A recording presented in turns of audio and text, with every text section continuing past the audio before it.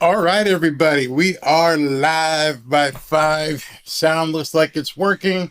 I'm seeing some people in the audience already. We're ready to go tonight. Thanks for tuning in. I know you have a bunch of different options out there. I really appreciate you tuning in. Let me do some housekeeping right off the bat. No, I cannot show the actual live game. It's illegal for me. Not, I wouldn't say illegal, just for a copyright perspective, I can't show the game. So what we do here is we try to have a little bit of fun. I watch the game here on my monitor. I tell you what's going on, try to do my best to pretend to be I'm a broadcaster, but not just talking X's and O's. We're going to talk fun. We talk about food here. I give away gift certificates, and we just enjoy the game together. Sort of like a watch party, if you will. Right now it's 6:49. They're still showing golf on television, so when they get to the game, I'll be sure to stop the small talk. And a big part of this is our ability to engage with each other. I often, throughout the entire 3 hours or so that we'll be together, we'll look for your commentary and responses that I can actually put up on the screen. That, number one. Number two, if you guys have not heard, I know everybody always says thoughts and prayers, but in any event, there's been a mass shooting in Jacksonville where the Dolphins are. Not near the stadium or anything. It was at a Dollar General, and I believe the last report I heard was 3 people were killed. So keep those people in mind as we're being jovial and talking about football, that 3 people were killed by a nut. Actually, the good news with it is the nut was killed as well. So the nut's gone, but 3 people have lost their lives in a Dollar General in Jacksonville, Florida. Sad, sad story.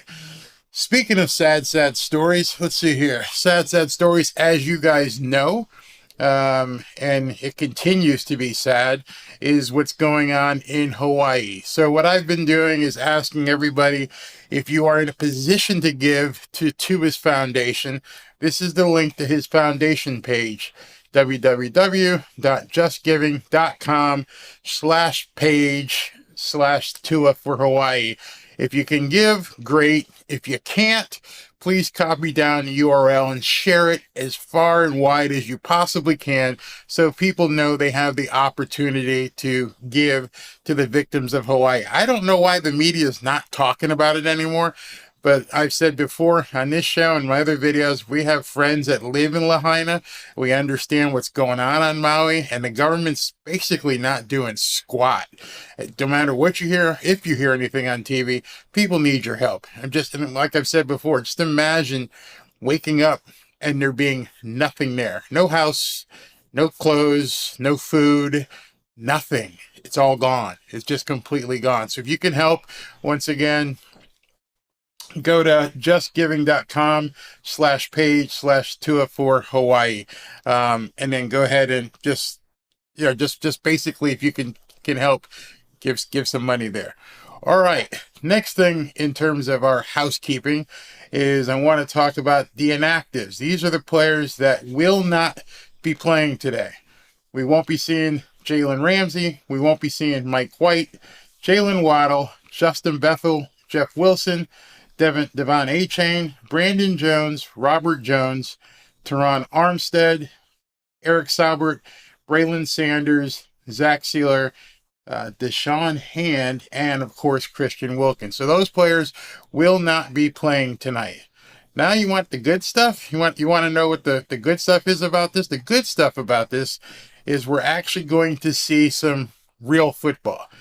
Oh, Barry, what do you mean by real football? It's all real football. No, not at all. What we're going to see is actually real football. Jacksonville is playing their starters for at least the first quarter, possibly the first and second quarter. From what it looks like on the inactive list, Mike McDaniel is going to be playing his starters for at least the first quarter or first couple of series. Who knows? Maybe Mike plays him for the first half. But in any event, we're going to see some football. This is not like we've seen all preseason. Forget the stuff you see in camp with guys running around catching balls with no defense out there or with limited defense and with Tua with the red shirt. This is going to be some real football, at least for the first quarter. How long he leaves Tua in, I don't know. I'm not sure, but at least we're going to see a number one against number one offense against the number one defense, and vice versa. Their number ones against our number ones when they have the ball. So we're going to see Trevor Lawrence. We're going to see Tua. We're going to see Raheem Mostert. We're going to see just about everybody. We're going to see if the offensive line can hold up to a playoff caliber defense. A lot of questions may get answered tonight. A lot of questions may get answered. So that's where we are. I think I've done all the preliminary stuff. Got 5 minutes or so. So let's take some comments here. Make sure everything is working. First one in, right. I'm afraid to lose more players before the regular season begins. Hey, that's the game. It's called football. It's called football. You got to play the players. And you can't keep everybody in a bubble. You got to see what they can do. You definitely don't want to show up the first week against the Chargers and have that be the first action that takes place. Hey, Larry, what's going on, brother? Is Sealer hurt from last week still? Obviously, I guess they're holding him out, so I guess he's still hurt. What's going on with Wilkins? Well, what's going on with Wilkins? Very interesting.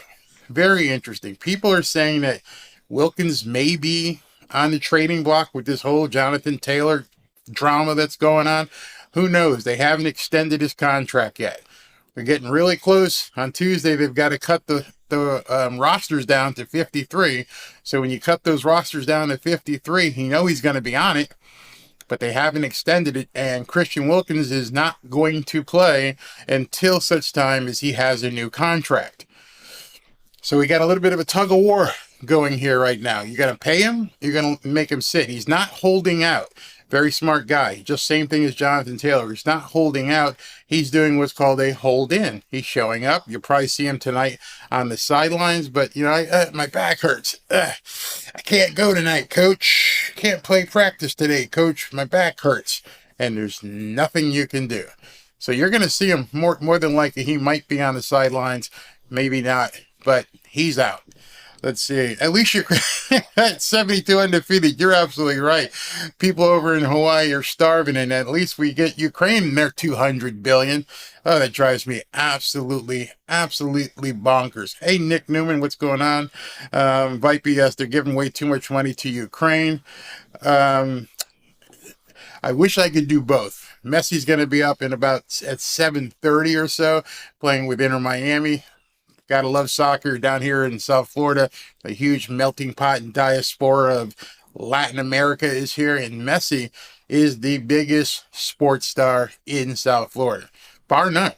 It's all Messi down here in South Florida. I know we're talking about the Dolphins tonight, and we talk about Tua being the captain of the team, but nobody comes close to being at the stature of Messi down here in South Florida. So let's see what else we got here. Any news on the trade with the Colts? Latest news I saw, and it's hard to get the news because you have to find that actual source that makes sense, not just some guy posting something. I trust Barry Jackson. Obviously, we trust Adam Schefter, Tom Pelissero, some of those type of guys who are truly NFL insiders. And from what they've been saying is Miami has not met the demand of the Colts. The Colts are still holding for a strong first-round draft pick of next year. Nobody wants to give it to them. I guess they're still negotiating, but I've even heard them say something about Jalen Waddle, which we know that ain't ever going to happen. So I don't know. Maybe it might be a pipe dream. Maybe at the last minute, the Colts come to their senses and either pay Jonathan Taylor or they say, listen, we'll take a second or a fourth round for him. I don't know. But I can tell you this. Tuesday, an artificial deadline. Tuesday is when all the rosters have to be at 53. You have to have your roster set on Tuesday. Trade can happen after that, but it's likely if anything's going to happen, it will happen before then. Chris, I absolutely agree. I don't know what the fascination is with all these running backs. Every time a running back comes on the market, the Dolphins run to it. It's like a shopping spree, shiny object. But I think we're good with it. Vipey, I'm going to agree with you here, is that I think we need Wilkins a lot more. It's almost like we're going to see tonight with both the two big guys in the middle out, with Wilkins and Sealer both not playing. Maybe they're going to see, hey, listen, we're going to need Wilkins here if we're going to stop a playoff caliber team. That would be interesting. What's up, Richard Longgill? Larry, yeah, they need to pay him. What's it say? Will the Dolphins will the Dolphins be less fishy? See what I did with Tua if something happens, which something most likely won't happen. I don't know what you mean, but at this point, Tua has got to come out and don't do what you did last week. Don't throw an interception on the first play of the game. Don't fumble a couple of things in the end zone and then start the engine and have a 14 play 90 plus yard drive. Let's have some consistency here. What's up, George? Hey, brother. Thanks for showing up again. Thank you very much. What? No. Hey, Marty, I don't think that was, unless that's something that just happened. I think what you're talking about is Josh Jacobs. Josh Jacobs, the other elite running back that was hanging out there. Let me just check and see if Adam Schefter has said anything. Adam Schefter. No, I don't see anything for Adam Schefter, so I don't think that was him. Josh Jacobs signed with the Raiders for $12 million, a one-year deal. So that wasn't Jonathan Taylor. He's still hanging out in the wind. Here's a good idea. Well, Nick says, go ahead and trade for a good lineman. Well, I don't know what good linemen are out there, but there's going to be a lot of salvage opportunities in the next couple of days. There are going to be guys getting cut as soon as tomorrow. After today's games and between Tuesday, a lot of guys are going to be getting cut as some of the other teams whittle down their rosters. So perhaps there's a guy out there that the Giants, that the Dolphins can pick up. I understand that Charlotte cut a couple of their tight ends. Who knows? There may be some moves. I won't say maybe. There will be some moves in the next 72 hours for sure. We need to fix the offensive line. Brooks could be a diamond in the rough. If I say anything about what's this here? I'm a gonna get mega. What? I'm a gonna get mega. Okay, not really sure. Looks like my stream is going, but it looks like they cut I think I'm still going. Check. But it looks like they just turned off the golf. Can you guys hear me? Just want to make sure you can hear me. Make sure it's not my feed, but everything just stopped. Check. My stream still shows. Can you guys hear me? Check 1 2. Check 1 2. Can you guys still hear me? Hello. Loud and clear. Okay, so for some reason, it looks like YouTube TV just got fried for some reason. I might have to start that. That scared the hell out of me. I hate when I'm sitting here talking about here and then everything goes dead, but stream looks strong. So thank you guys for saying that. Yes, CBS just jumped to switch to the fins, but they're not showing it to me, so I may have to restart YouTube TV, but it's showing that the browser is frozen, so I'm not going to touch anything because I don't want this whole thing to come falling down on my head. Maybe I'll start a new browser just in case. Okay, this is going to get crazy here if they don't do something. Yeah, Chrome just shut down, so I'm going to have to open a new browser real quick here, and hopefully things won't just explode on me. What is wrong with Jeff Wilson, you said here? That is a good question. Not really sure what's going on with Jeff Wilson. All right, so I've got to do a reboot of Google Chrome so I can open up YouTube TV again because it just shut down. So hopefully I can get it back without causing a whole lot of problems here. Bear with me. Don't want this to just go poof on me. Testing 1 2 3, still here. All right, so we're back up there. I just might have to restore pages that shut down incorrectly. And let's see if it just comes back on. What's up, John Ginn? How you doing, brother? I hate technical difficulties when they happen. Still trying to connect here so I can talk to you guys. All I see is a golf leaderboard. Go Fins, yeah. Bud Light Stadium. Bud Light. Is Jacksonville in Bud Light Stadium? Is that what they're called? So how are you, Terry? Good for you as well. I heard Greer is interested in Dylan Vaney. So I'm not really sure what's going on. Let me just go ahead and try and log in directly here. Go back to where I was. The perils of live broadcasting as you see it. Hold on one second. Sign in. Click the button. Hopefully it knows where I am. I click here. And that was really weird. That was very weird. Trying to log in. Hold on one second. Let me just go ahead and do all the stuff they want me to do. It looks like Google's down maybe. Oh, let's see. I'm back up. And I have to go to live TV. And when I get to live TV, find CBS and turn that button on and see what happens. All right, so I'm back up. I still see golf. I'm not sure why I'm still seeing golf after 7 o'clock. Are you guys, why is Waddle inactive? He still has that rib injury. Not sure why I'm seeing golf when they should have already changed it, unless I'm behind. Hold on. That could very well be. Hold on, let me just see something. Bear with me, guys. We'll get this all squared away. Okay, live TV. They're pissing me off. Oh, I see what's wrong. They're saying that the game, unless you guys are seeing something else, they're showing me that the game doesn't start. They're not going to broadcast it until 7:25, which is not what they said, but that's where it is right now. So they're still showing golf. I'm good. It wasn't me. The browser is back. Okay. All right. So Chris Wheeler, you said you're watching CBS 4 in Ohio. Do you see a game or you still see golf? Because I'm still seeing golf. Rain delay. There was a rain delay in Jacksonville. Interesting. Okay.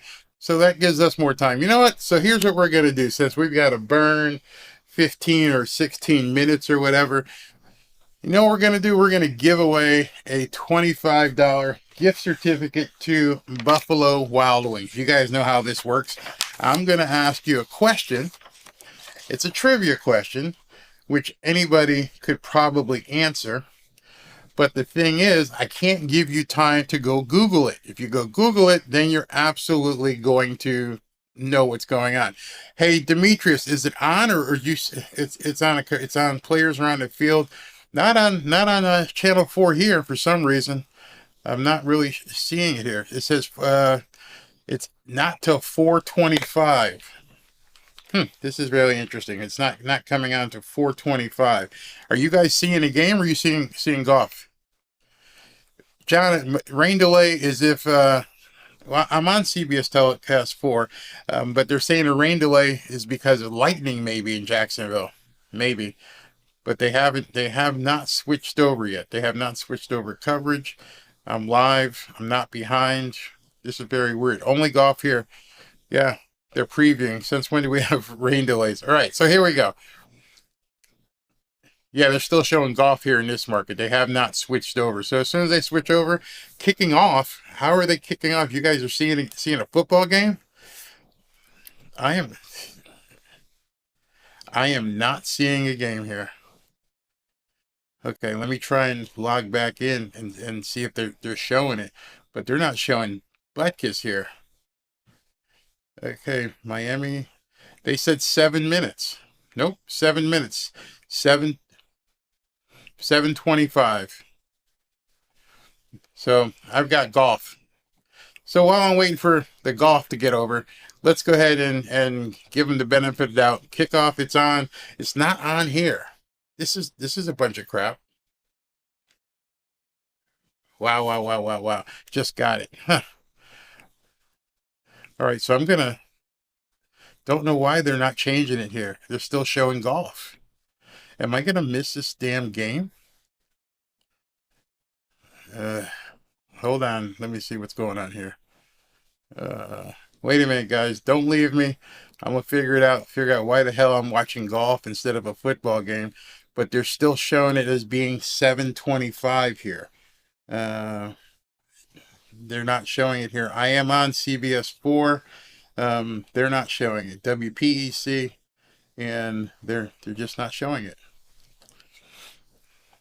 This is very weird. So I'm just going to have to talk through it until I can see some of this damn football game.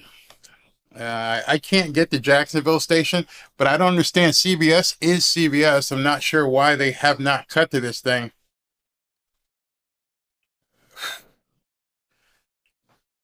I don't get it. I just don't get it. Let me try something else here. Now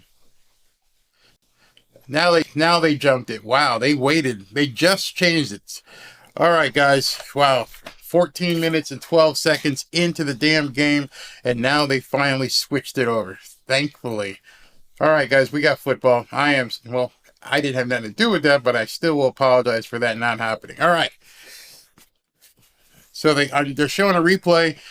Bad snap. Bad snap went over to his head, down to about and luckily Kendall Lamb recovered it. So it's going to be 2nd and 35. 2nd and 35 after a long snap. Jesus. They're back about the 32-yard line. To a play action. He just threw it at the feet of one of the Jaguars. So that play got blown up really early. All right, so we got a game. 3rd and 35. I don't know what you do on this one. 3rd and 35. He just threw that at the feet of the guy from Jacksonville. I got all my sounds here ready too. I should have put "Don't beat yourself" because that was definitely a "Don't beat yourself." All right, here we go. 3rd and 35 from about the 32-yard line. Opening drive. Two is in a shotgun. Got Raheem Mostert to the right, I believe. There's a snap. Just dumps it off on a screenplay to Raheem Mostert. And it's going to be 4th down. That's nothing.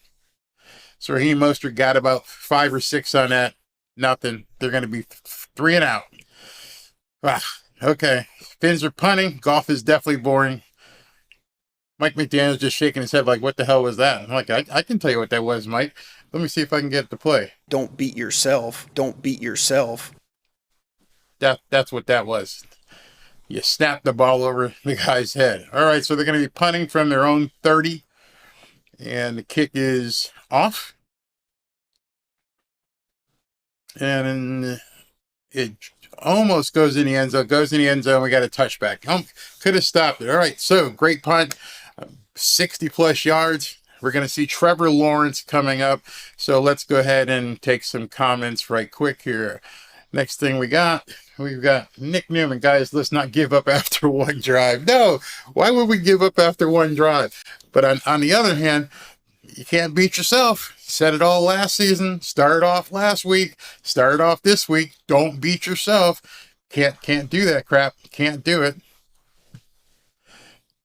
Okay, what do we got here? Does anybody know how to watch the Dolphins game live? Well, depending on what channel you're on, you can see it right now. But we can't show the game live here. So it's on CBS, depending on where your local affiliate is and where you're watching. CBS network. All right. Who do you think? Okay, here's a good one. Who do you think our starting 5 offensive linemen will be? I think we'll know after tonight whether or not Eichenberg stays there, but Teron Armstead, obviously at left tackle. At left guard, that's the one where there's a toss-up. Connor Williams at center, Robert Hunt, and Austin Jackson. So the left guard is where Kendall Lamb, Eichenberg, could be a couple different people being plugged in there until we figure out Isaiah Wynn possibly. So let's see tonight who blocks best, who does best at left guard, because I think tonight it's going to decide who's going to be the starter. Yeah, obviously sign a true center and move Williams to left guard. I thought there was an experiment going on where they were flipping, what's his name? Eichenberg to center and putting Connor at left guard, but I guess that's not happening. Robert, Jason, you're mean already. So, Tua needs to sit down. Can't wait to see the Magic Man, James Blackman. That's funny. That's funny. Richard, you're saying absolutely, so I assume that's what you're talking about, the offensive line? Yeah, okay. All right, so they are back in play here. Or actually, they're messing up this television coverage, something awful. But they're back on the field. Trevor Lawrence will be starting. We're going to get a look and see what Trevor Lawrence and Doug Peterson's offense can do against our Vic Fangio defense. Very interesting to see this. Very obviously, Jalen Ramsey isn't out there. Obviously, Christian Wilkins isn't out there. Zach Sealer. But, okay, here's Trevor. He's in the shotgun. He's back to pass. And he's got somebody in the flat for about 11 yards right off the bat. Right off the bat. Let me see something if I got my scoreboard ready. Yeah, there we go. All right, so scoreboard is up. He made that look easy. Quick pass out into the flat. Linebacker just, no, that was X-Man. Didn't stay with the guy. So quick first down. All right, here we go. It's 1st and 10 from about the 31. Trevor Lawrence in the shotgun again. There's the snap. He's going back to pass. He's got a guy wide open again in the middle for about 15 yards. 15 yards right over the middle to the tight end. AFC Championship, Jags versus Dolphins. Yeah, on that first play, it was definitely Xavier Howard that was covering who got burnt on that. That one, this is probably, the second one was probably a linebacker over the middle, didn't cover the tight end. So now it's going to be 1st and 10 again. Now we're at the 44-yard line. Jacksonville 44-yard line. Trevor Lawrence again in the shotgun. All right, there's a snap. Inside handoff. Whew, for about 6 or 7 yards, just shredded up the middle. Now, that was one of the things I wanted to see. What was going to happen if Christian Wilkins and Zach Sealer weren't in the middle? First time they ran a play, they gashed it for about 7. Poof. Right through the middle. All right, so it's 2nd and 3. They're way ahead of schedule on a down and distance. Let's see if they go for a run or they're going to turn Trevor loose. He's in a shotgun again. Here's a snap. Inside handoff. They're going to stop it. Oh, they had it stopped, but I think he got the first down. Let's see where they mark it. They had it stopped behind the line of scrimmage. He got the first down. David Long made the tackle, but he made it too late for a first down. So Jacksonville's first team offense has now rattled off 3 consecutive first downs. Whew. This a little disconcerting. I'm sure Fangio didn't expect this. They've got Brandon Pilley playing in Christian Wilkins' spot. I can't see who they have playing. And of course, Raekwon Davis in Zach Sealer's spot. So now he's under center. Hand it off, straight up the middle, still going, still pushing for another 5 yards. So that was nothing fancy. Trevor Lawrence was under center, turned around, handed off to the running back, and he just ran straight into the line, and they just pushed the Miami defense straight back. 6 yards on a direct handoff. 6 yards. Man. Raekwon Davis just got, well, both of them, Raekwon and Brandon Pilley, just got pushed into the linebacker area. Bradley Chubb is on the field. Let me see if I can see if Jalen Phillips is out there. But as of right now, Trevor's under center again. Long count. He hands it off right up the middle again. This time, they got about 2, so it's going to be 3rd and 1. Jalen Phillips is in the game, so 3rd and 2, they're going to call it. I haven't seen Etienne play yet, so maybe he's not playing. So 3rd 2. This is a big down for the Dolphins' defensive front. One of the problems I'm seeing here that bothers me already is that they look winded. I don't know if you guys see that, but I'm looking at Bradley Chubb. They look winded. 3rd and 2. Trevor's in a shotgun. Looks like he's changing a play. There's a snap. Inside handoff. It's first down. They just pushed our defensive line straight back and got another first down. So they're rolling. This first team offense for the Jacksonville Jaguars is having no problem accumulating first downs against the Miami Dolphins. Man, Tom Stockwell, yeah, that's a great quote here. I got to put that up. He's like, every one of these yards gained is more money for Wilkins. Yep, Wilkins sit there and smile and go, yeah. Did you see that? Yeah, that's I could have stopped that. All right, so it's 1st and 10 from about the 39. Trevor Lawrence is under center. Play action. Finds a guy wide open again for about 17 yards. So right now, and that was Xavier Howard that got beat again on a pass to the tight end. Right now, they're shredding, absolutely shredding the Miami Dolphins defense. So it wasn't Xavier Howard that missed the coverage. The linebacker completely blew coverage. That was 55. So that's Jerome Baker, completely blew cover. Wow, unbelievable. All right, so here we go. It's first down from about the 23-yard line. Lawrence is in the shotgun. He's got the snap, inside handoff. He may go. Oh, my God. Inside handoff for about 12 yards. If I'm Vic Fangio, I'm screaming right now. If I'm Vic Fangio, I'm like, what in the hell have you guys been doing for the last month? Because you're playing against a first-team offense from a playoff caliber team, and they're making you look like shit. Mm.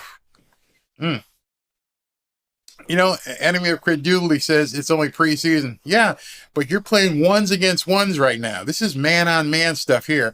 Trevor Lawrence is in a shotgun. First down from about the 19-yard line. Another inside handoff. It gets about 4 yards. So it's going to be second and about 6, second and about 7. Chris Wheeler, you're absolutely right. Chris Wheeler. I've been saying this all along. I don't understand why people don't know. Instead of looking for a running back, you need defensive people and wait till the passing AMR opens up. Yeah. Why are you going after the shiny object? All right, here we go now. It's oh, no, they gave him a first on that? That should be second. Wow. All right, so it's 1st and 10. Another inside handoff, shreds it for another 4 or 5 yards down about the 5-yard line. So as of right now, the Jacksonville Jaguars have had no problem against this defense. It's almost as if the defense is just completely outmatched and doesn't seem to understand what they're doing. Maybe Vic Fangio is trying out some different things to see how these guys respond. In any event, they've had no problem moving forward. Now it's a 1st and 2nd and 5 from a 6-yard line. Lawrence is in a shotgun. There's a snap, a quick pitch to the right. He's got lane. He's got the lane he may have been in. I don't know if he fumbled in the end zone, and they're going to say he fumbled in the end zone. Recovered by Javon Holland. Miami ball. Not sure if he crossed the line. We're going to see that in a replay. But the Dolphins shouldn't be happy about that. The Jaguars fumbled the ball reaching for the end zone. Let's see if they say he crossed the line. And nope, that's a fumble. That's a fumble. So I got lucky. Got real lucky on that drive. That should have been 6. Wow. Wow, they got really lucky. I want to see who made the fumble, but they did it. They bend, but they didn't break. They got down to the 1-yard line and they fumbled. So the Dolphins were able to stop that. Well, Tom, you're don't be a pessimist at this point. I think they're going to get it at the 20, right? They won't get. I didn't see where they placed the ball, but I hope it's not at the 1-yard line. I hope it's a touchback, but we'll see real soon. Yep, Jeffrey, it is Miami's ball. We'll see where it is. Hannibal Rector, what's going on, brother? You're absolutely right. Saved by a screw up. I'll take it, but I ain't happy about it. Absolutely. We got saved because Jacksonville screwed up and fumbled the ball. We didn't do much on that. He drove the entire length of the field. So, film study tomorrow. Vic Fangio is going to have a lot to talk about. Yeah, I think someone did pull it out and want to see who that was. I thought the ball, you're absolutely right, Bipey. I thought that ball was in the end zone as well. But let's see where they place it when they come back from the commercial. They bent all the way. They bent all the way to the end zone, but they stopped them. They got him all the way to the end zone, but they did stop him, so we'll take it for what it's worth. The Finns had an opportunity to hire a Super Bowl coach. They didn't. Jax eventually did. Wow, that's kind of rough on Mike there, isn't it? That's kind of rough. This is crazy. Michael Southern, what's up, my brother? Says Dolphins D got pushed around and bailed out by a fumble. If the center snaps the ball high over a 6'1" quarterback again, put him on the waiver wire at halftime. I hope Connor doesn't do that again. Brian Madison says, bend, don't break D. Absolutely. All right, they're going to go back in. Let's see where they spot the ball. And they're looking at the film. Jerome Baker and Javon Holland. Looks like Javon Holland punched it out. Javon Holland punched that ball out. That ball was in the end zone. They should be a touchback. Let's see where they're spotting the ball. They haven't shown it yet. Okay, so it's 1st and 10. Touchback. All right, Dolphins at the 20. All right, good. Alec Ingold's fullback behind Tua under center. Raheem Mostert behind him. Nothing. Offensive line made no movement. Ball didn't go anywhere, so it's going to be 2nd and 11. Raheem Mostert. That was a good play to talk about Jonathan Taylor. You tell me how a $12 million back would have been able to do anything different than what just happened right there. There was no hole. There was nothing there. If you're Jonathan Taylor watching this game, you're like, where am I going to run? All right, 2nd and 12. Tua is under center again. Fullback is in. There's a play action. He's throwing out to the side. Who was that? Oh, Robbie Chosen. Nice catch. So Tua threw it about a 15-yard out pass. Nice play. That's another Miami Dolphins. Good separation. Good throw all the way around. All right, so it's 1st and 10. Inside handoff again. Nothing there. Just nothing at all there. Maybe 1, maybe 2. Not much more than 1 or 2 yards in terms of running. So right now, Mike McDaniel seems to be testing the offensive line. Robbie Chosen made a great play there. Okay, here we go. 2nd and 7. Chosen is still in there, so they're giving him some work in wobble spot. Tua is under center again. He's changing the play at the line of scrimmage. Right now, changing the play at the line of scrimmage, doing that audible, and he hands it off to Raheem Mostert to the left side. He gets about 3, maybe. It's going to be 3rd and 2, 3rd and 3. Looks like Kendall Lamb is playing left guard instead of Eichenberg. So, got a little bit of a push. Kendall Lamb got a good push there to get him some yards. Y'all need to play nice in the comments. All right, 3rd and 2. Let's see what we got here. Tua is in a shotgun. Tight formation. Okay, here's the snap in motion. Inside handoff again. I think he got enough for the first down. He may have gotten enough for the first down. It all depends on where they spot the ball. I mean, he didn't get much room at all to run. It's just a matter of if he got enough of a push, if they're going to give it to him. It looks to me, by looking at it, that he got enough of a push. Might not. Let's see where they spot the ball. 4th and 1, he's going for it. 4th and 1 on your on your own 44-yard line. Tua is in a shotgun. You're going for it here. All right, here we go. What you got called, Mike? Snap the Tua in a shotgun. Tua rolling out, hits I think it was who's that? Alec Ingold? Yeah. So it was just a quick throw to the fullback for a first down. Take that. He was wide open, linebacker bit on it, and so it's going to be first down from at about the 50. Okay, slow. But they got the first down. They got the first down. That's all that counts. Keep moving. Keep it going. 1st and 10. I love the fact that Mike challenged these guys. All right, Tua is in a shotgun. Got Tyreek in motion. Handoff to the right side. Oh, Raheem Mostert breaks through. He's going to be gone. He might take it the distance, and he's all the way down to about. No, that's not Raheem Mostert. That's Ahmed. That's Salvin Ahmed for about 20, 30 yards. That's another Miami Dolphins. I'm seeing something I'm really liking by Mike McDaniel. He said, I'm going to commit to the run, and he's committing to the run. This is taking so much pressure off of Tua. Don't make Tua have to win the game. Quick dump off to the fullback for the first down, and then boom, you go out there and you put Ahmed out there on an outside run, first down. All right, here we go. Tua's in a shotgun from the 9-yard line. Again, a handoff, right side, 2 or 3 yards at the 5-yard line. So he's committing to the run. Mike McDaniel is letting these horses up front who obviously like to run block better than pass block. They're doing a good job pushing people.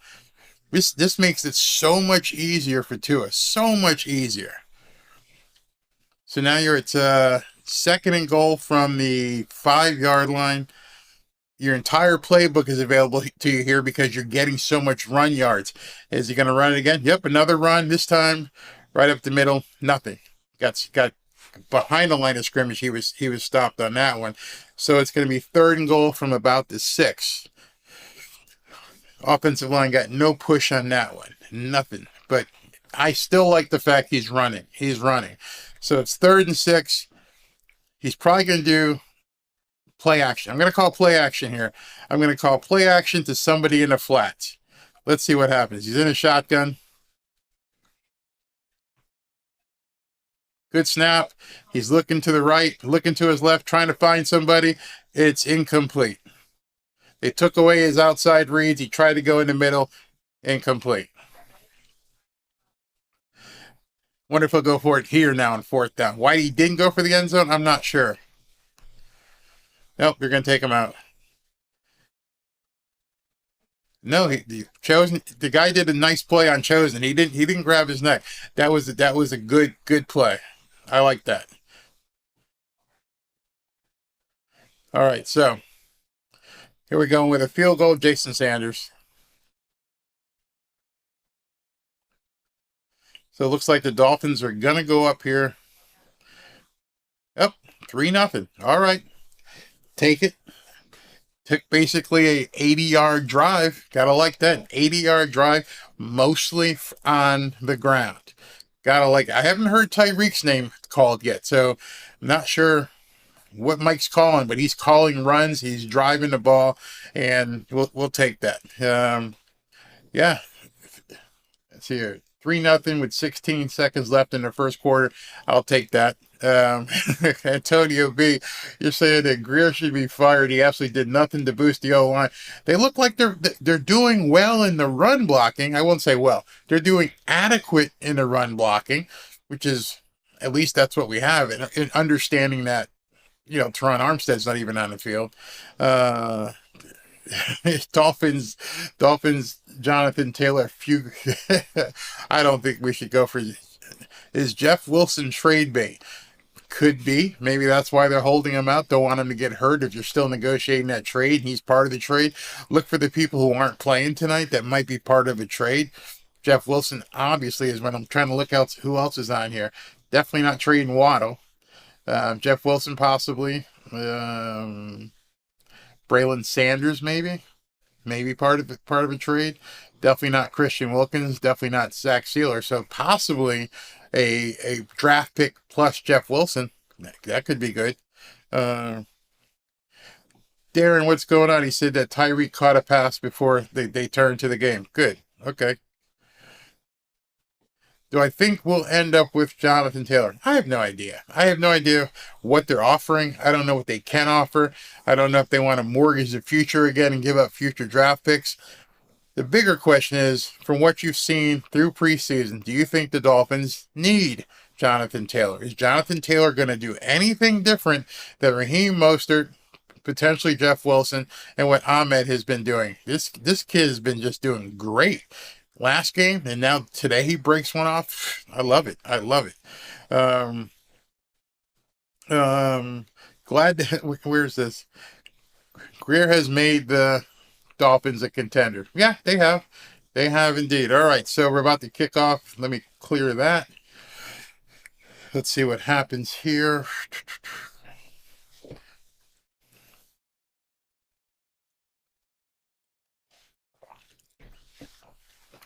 These night games can drag on, can't they?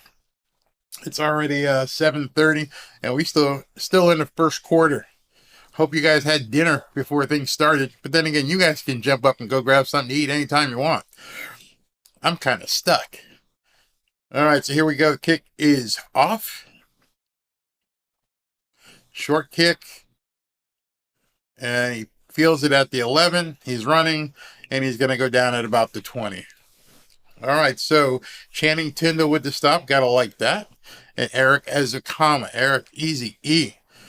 I like both those guys. I like Easy E and I like Tindall. I hope they both make the squad. All right, so Trevor Lawrence and the first unit is back in. Travis Etienne is in as well. Pot pies. You're not going to do that to me again, are you, Hannibal? Talk about your pot pies. Pot pies. All right, 1st and 10 for the 20. Last time they had the ball, they went 99 yards before they screwed up. So Trevor is under center. Play action. Jalen Phillips got in. Linebacker blew the coverage. Travis Etienne goes for about 15. I see a flag, so that's probably going to have to come back. That's probably holding. I think he held Jalen Phillips. That was easy to see. Jalen Phillips completely beat their tackle, and the guy basically had to, wrap him up. All right, so what we got here? 1st and 25. 1st and end of the first quarter. All right, holding. Let's see. JT's makes Miami. Well, I'm just trying to read what he says. JT makes Miami the fastest team in the NFL. Aren't they already the fastest team in the NFL? I mean, is there any doubt that Miami isn't the fastest team in the NFL? I think they already are. Jalen Phillips getting in there left the guy with no chance but to hold him. Phillips getting it. Yeah, if you guys didn't see that, it was Jalen Phillips that bust through the line. Offensive tackle for the Jags had to hold him. All right, so it's at the end of the first quarter. I was going to do it while we were waiting for the feed, but now we're going to go with our Buffalo Wild Wings $25 gift certificate giveaway. Trivia question I'm going to ask. First person that answers the question is going to get a $25 gift certificate for Buffalo Wild Wings. If you're living in an area that doesn't have Buffalo Wild Wings, let me know, and if you win, send me an email. But here is the question, and you have to answer fast because people are going to try and Google it really quick. Okay, you guys ready? What school did Dan Marino play quarterback at? What college? I don't want you to give me his high school. What school, what college did Dan Marino play quarterback at? And I'm waiting, and I'm waiting, and I'm waiting, and nobody has answered yet. Are you guys all having to Google this? Dan Marino's there. Oh, first one. There we go. Let's see who's the first one. I'm seeing it right now, and that would be Vipey. Vipey is the first one to say Pitt. Absolutely. That is the answer to the question. You're going to get a $25 gift certificate. I don't think anybody answered before you. Did they? Wait a minute. Because I know you guys will be screaming at me. No, this first one I see. All right. So all you need to do is to send me an email with your information, and I will get you out a gift certificate for $25 to Buffalo Wild Wings. Enjoy. At the end of every quarter, we're going to do that. It's going to be a trivia question. It's simple. Jeffrey, you said Penn State. Man, you're way off. No, it was Pittsburgh. It was Pittsburgh. All right, Vibey, go ahead and email me. If you don't know my email, it should be either in my profile address or at the bottom of the description for this show right here. But you win, you win, you win. So it's at the end of every quarter, that's what we're going to do. So I'm going to write down Vipey wins. All right. Wow, they went. Whoever's doing this TV broadcast really sucks. They went directly into the play, and it was a 6 or 7 yard run by Travis Etienne. Vipey, yeah, you can send me a direct Twitter message for sure. Absolutely. Absolutely. That's actually easier. If any of you guys need to, let me see. Let me put that up there. I can put that. That's if you can see, that's my Twitter address. So you guys can just go ahead and send it there. All right, so it's 2nd and 11. Trevor Lawrence is in a shotgun. He's back to pass. He's got a guy on the outside again. Man, he's making our cornerbacks look real soft out there. Real soft. And so they're talking to Zach Sealer on an interview on the sidelines right now. I hate when they do this shit while the game is playing. Dude, you can't wait to a commercial or halftime or something and record it. You're playing this interview in the middle of a friggin' game. All right, so it's 1st and 10. They got a first down there. No, I don't have no OnlyFans. All right, so here we go. Dude, move that thing out the way. We can't see. Another handoff to Etienne or one of the halfbacks. He's still on his feet for about 5 or 6 yards. Man.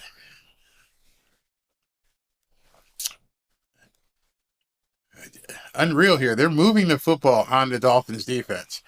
You know, you take a win if you can get a win. They're up 3-0, but the other drive went all the way to the 1 yard line and they just picked up where they left off and they're pushing again. So it's let's see here, 2nd and 5 from about the 35 yard line. Man in motion. Trevor Lawrence is in his shotgun. There's a snap. And right again, another completion. Man, another completion for another first down. Trevor Lawrence is using the entire field, using all his wide receivers, and shredding the Miami Dolphins. Second drive, doing the same thing. He's looking really, really good. Man, he's okay. They just put his stats up. He's 5 for 5 thus far in the 2 drives that he's played. Scary. So here he's under center. Travis Etienne is back there with him. Here's a handoff. Etienne is pretty much stopped at the line of scrimmage. That one goes nowhere. All right, good job. All right, so let's see who stopped that play. Nice play. Very nice. It looks like most of the defensive line got through on that play. So now we're going to be looking at 2nd and 9. Lawrence is in the shotgun. Man in motion. Waiting for the snap. There's a snap. He's back to pass. Quick pass. Wide open again. Wide open on the right side of the field. He's playing pitch and catch out there, and our defense is not responding whatsoever. This doesn't bode well. I mean, forget the score right now. The guy's 6 for 6. So this is telling me that you're playing against a quarterback. Remember, we've got Justin Herbert week 1. Everybody's watching this game. They're seeing what's working and what's not working. He hasn't taken a shot deep yet, so everything right now that he's doing is against basically the linebackers underneath. Here we go. It's 3rd and 5, 3rd and 6. Let's see what happens. He's in a shotgun. There's a snap. He's got time to throw. He's got man. He threw it. Bad throw. All right, so it's 4th and 6. Defense got him off the field. Wait a second. They're going to go for it. Trevor Lawrence basically told Doug Peterson, I want to go for it. Doug Peterson said, okay, let's go. Let's see what happens. All right. 4th and 6. from about the 48-yard line. Trevor Lawrence waved off the punt team and said, let's roll with this. So he must have seen something. Let's see if he read something that got a man in motion. He's in shotgun. Defense looks like they're coming. He's looking to throw, and he completed it for a first down. They were coming. They had guys coming. He caught a guy over the middle for a first down. Unbelievable. Unbelievable. Guy cut across the middle. Who was that? Was that Iggy? Yeah. And Trevor Lawrence looks over to his coach, and he says he knew it, man. He knew it. He called that play. First and 10. He's back out there in the shotgun. Trevor Lawrence is looking really good. Really good. Man in motion. We're at about the 44-yard line. They're coming again. Inside handoff. He shreds it for about 7. He still ran it for about 15-yard line. 15 yards. So they were coming on a blitz. They decided to run the ball and got 15 yards. Hannibal Rector, you are absolutely right. How do you go on a blitz and not tackle? How do you not tackle? How do you let this guy just do that? He better tear him a new butthole, because that's just bad, man. He got hit like 2 yards into the line and just ran through guys. Another first down at about the 32. Let's see what we got here. Trevor's in a shotgun. Man in motion. Trevor's back to pass. He's looking deep. He's got a man. He got him. He got him at about the... Oh, they're going to say he was out of bounds. Okay. Kader Kohu was right there with coverage. That was scary. That throw was... Nice breakup. Nice breakup. But the perfect throw. Actually, Trevor Lawrence could have led him a little bit further. All right. Nice play. Nice defensive play. 2nd and 10. Now the defense is not... They've pulled back. You got 3 linebackers. Oh, we got a blitz coming. And you're blitzing. Got it. Wow. No, they say he was out of bounds again. Wait a second. All right, so they were blitzing.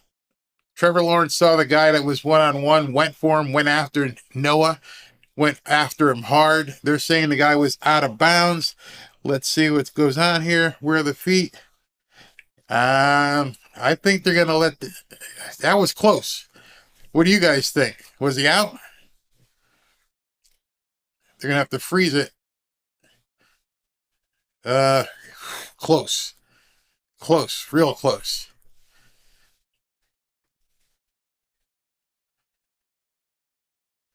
Down to the 3-yard line. 1st and goal. Wow. Hey, Vic. You better find the waiver wire and find some guys. That's all I got to tell you right now. 1st and goal from the 3-yard line. Wow. Hell of a catch. You're absolutely right, Hannibal. That was one hell of a catch. All right. Here he goes. Delay a game, possibly. They're going to challenge. Mike McDaniel has decided to challenge the play. Well, we'll see it. It's going to get challenged. It's going to see real close. Now, understand with a challenge, as they always say on television, I'll say it. You have to have enough information to overturn the call on the field. The call on the field was a reception. So you have to be able to overturn the call on the field. So we'll see if they overturn it or not. Wow. Vipey, what are you saying? You're saying that McDonald's needs experience with this. You mean when and when not to challenge? Yeah, absolutely.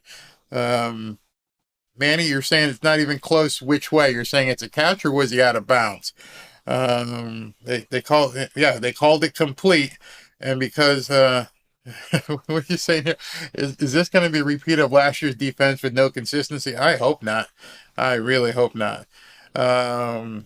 He said this is what I wanted. Mike needed to use his challenges more wisely last year. Okay. Zonka says he's out. Smelly Hillbilly says he's in. Man, Manny Guerrero's, he said it's a catch, not even close. Kyle Cockrell, you said that already. Let me find somebody else here. They called it complete. Tom Stockel says that McDaniel will lose this challenge. I thought they looked at it really strong in the booth before he even challenged, but who knows? This might be something where he didn't care if they needed to burn the timeout, but they may have to end up burning a timeout. Alex Perez, you saw it, and you say that he only had 1 foot down after the catch. Darren Batten says it's not a catch. Well, we're all about to see it. As soon as they come back from the commercial, I'm sure they're going to slow it down as slow as possible and see if they can discern if that second foot got down when he caught the ball. Demetrius Chaney, yeah, you need to have 2 feet. This is the NFL, and I think everybody knows that. I think everybody knows you need to have 2 feet in bounds in the NFL, not college. Tama Sota, he says, I see 1 foot. Best time to test Noah right now is not against the Chargers. All right, so they're back in, and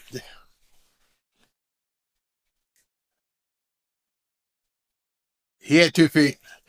Basically, what they're going to have to say is where was controlled, because I saw 2 feet hit, but I don't know when he has control. That left foot hit. The left foot did hit. So when did he have control? All right, so the right foot comes down, and he's got the ball, and the left foot comes down as well. So let's see. Catch. It was right there. Bang, bang.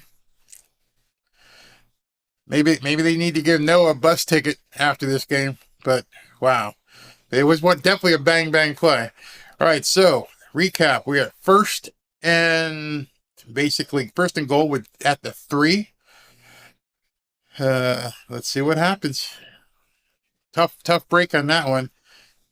But you blitzed Trevor Lawrence, you got eaten up. That's a problem. That was the problem. You got one-on-one on our cornerback, and Trevor Lawrence ate him up. All right, let's see. Trevor's in the shotgun. He moves Etienne over to the left. Inside handoff. Easy touchdown. I mean, it wasn't even contested. He just ran right through the line. Vic Fangio, you're getting paid $4 million. You wanted to assemble some guys. You told us all many a times that these guys weren't the final guys you need. I don't know what you're going to do, but I just watched the entire... Everybody just got pushed out the way, and nobody even touched them from the 3-yard line. Wow. Wow. Wow. Unbelievable. 80 yards for a touchdown. So it's 7-3. Should have been 14-3 at this point, but it is what it is. Unbelievable. All right. So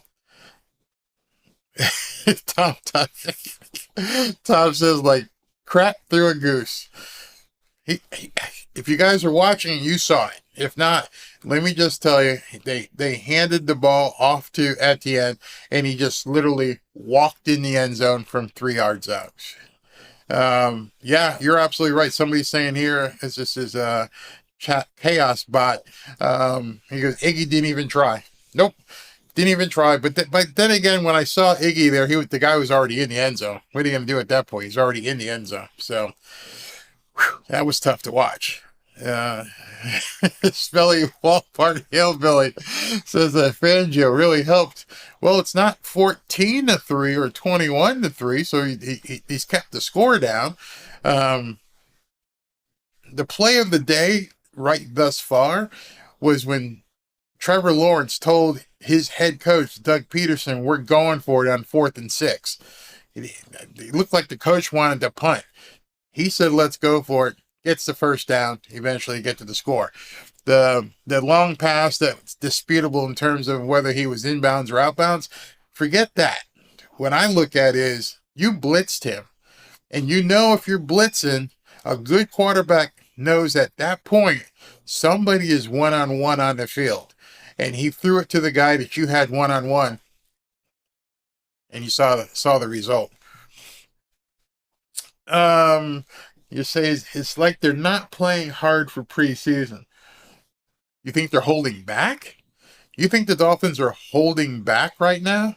I don't think so. I don't think so. And also coming up, this is the first drive in the second quarter that the Dolphins have had the ball.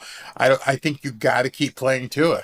I mean, basically, what did Tua do on the first drive? He did a couple of handoffs and a couple of short passes, and that was it. So nothing has been shown from an offensive perspective other than Salvin Ahmed running for about 30 or 40 yards. But other than that, I haven't seen anything worthwhile from the quarterback play that makes you want to say, yeah, we're ready for the Chargers. Remember, this is the last one. So hold on, give me a second here. I see a spammer showing up. I got to get in here and bounce him. Where is he? I think some of these guys are already banned. Okay, hold on. Let me just get rid of him. Barrios from the 5. He's out to the 25. Okay, hold on. Let me go ahead and kill this spammer. Hide user on this channel. You're gone, bud. All right. All right. Wow, they pulled Tua. They pulled Tua. You got to be shitting me. So Skylar's pretty much going to go the rest. They pulled Tua. That's not good. That's not good at all. All right, Skylar. Nothing. Ahmed just, wow. Why would you pull Tua that fast? What did he show you that you said, oh, yeah, we're good? I've seen enough from Tua. Yeah, we're definitely good. Let's go ahead and put in Skylar Thompson. Whew. Wow. Wow. They pulled Tua. There are going to be people screaming about this. Wow. All right. So, Skylar, it's your ship to drive for the next couple quarters. He's looking deep and complete. So I just gotta wonder. I mean, I'm seeing most of the starters in. I don't see Tyreek. Let me see. I see Barrios. I see Chosen. Let me see if I see Raheem. If you guys see it, are all the other starters in? Where's Tyreek? Please don't tell me he banged his head or something. There's no. Why did you pull Tua? Unbelievable. 3rd and 10. Skylar's in the shotgun. Okay, here we go. And he's looking to throw. He's got nowhere to throw it. He's still looking to throw it. Throws an interception. Throw an interception. At least they just said he was out of bounds. So that makes me excited about the Chargers game. How about you? Wow.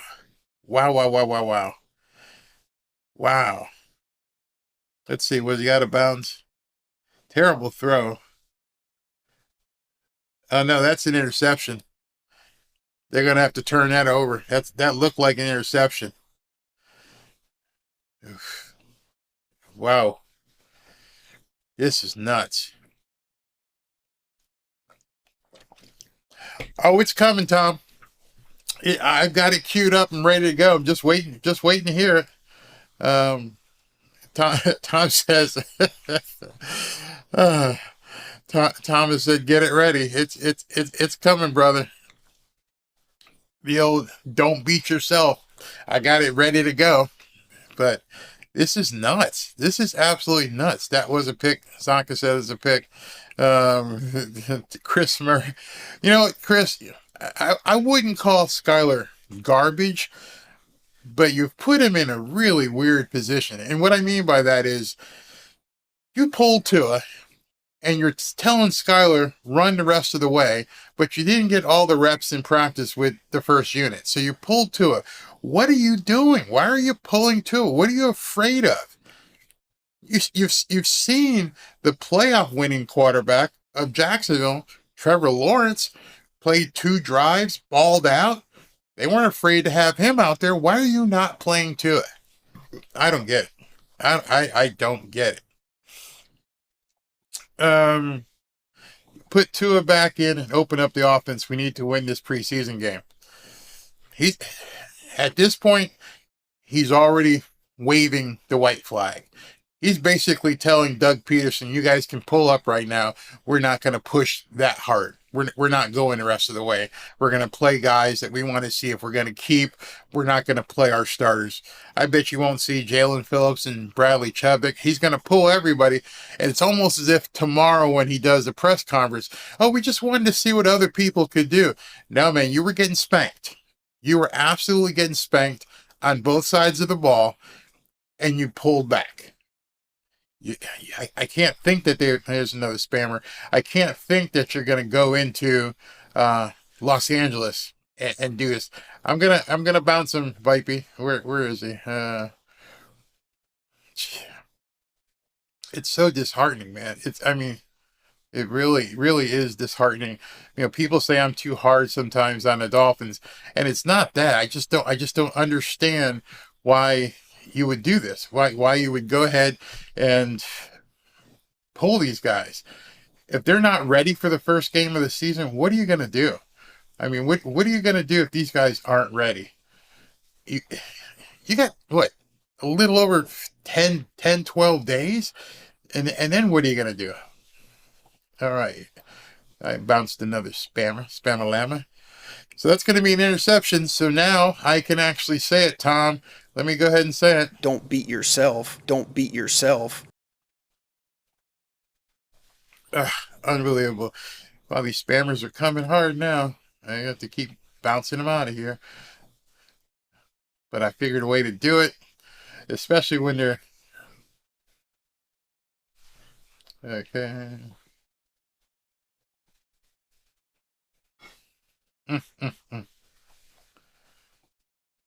Wow. All right.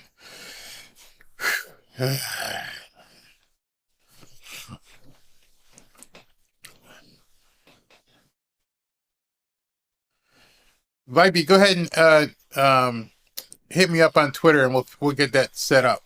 All right, so CJ Beathard, they're in with their second string quarterback after they're still pushing our first defense around. So that was about 5 or 6 yards. Wow.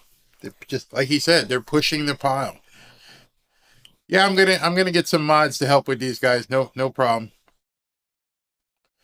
Did you ever think McDaniels is not ready? That's a good comment. You never want to doubt your coach, but I don't know if he's not ready or if the team's not ready. 2nd and 3. Quick pitch out to the halfback, goes for about 5 yards. It's going to be a first down. Going to be another first down. So by changing CJ Beathard out for Trevor Lawrence, it's going to be a little bit short on 3rd down here. Unbelievable. Unreal. All right, so it's going to be 3rd and inches or so. Let's see what happens here. Nope, they gave him a first down. 1st and 10. All right, quarterback Beathard is in the shotgun. There's a snap. He's back to throw. Wide open. To the tight end. Starters are still in. Noah, I see. He threw that with Noah standing right in front of him. If you're watching this, what I want you guys to key on, I want you to look on the field and see what the players are doing. Is it me, or do they look lost? Like they don't know who they should be covering? Because I'm watching them after the play's over, and they're all looking at each other like, I thought you were going to have him. I thought you were going to have him. Back to throw again. Wide open. Down to about the 13-yard line. Tight end is eating him alive. Tight end. I'm seeing Javon Holland is not in the game. So, wow. Are you guys satisfied with what you've seen thus far? Is this team ready to play the Chargers? You tell me in the comments if you think that they're ready. Hey, Sammy, okay, if you think I'm wrong, tell me how you think I'm wrong. Just don't say you're wrong.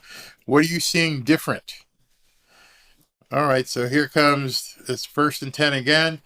Oh, handoff goes for about 3 yards. Could this be the case? Could it be that Vic Fangio's system is too hard for them to learn? I didn't even think about that. I didn't even think about that. Well, you got from now until September 10th to figure it out. Wow. Is McDaniel their buddy or their coach? I've heard that as well. I've heard people say that. All right, so it's 2nd and 7 from, looks like, the 12-yard line. There's a snap to Bethard. There's a incomplete pass. Let's see.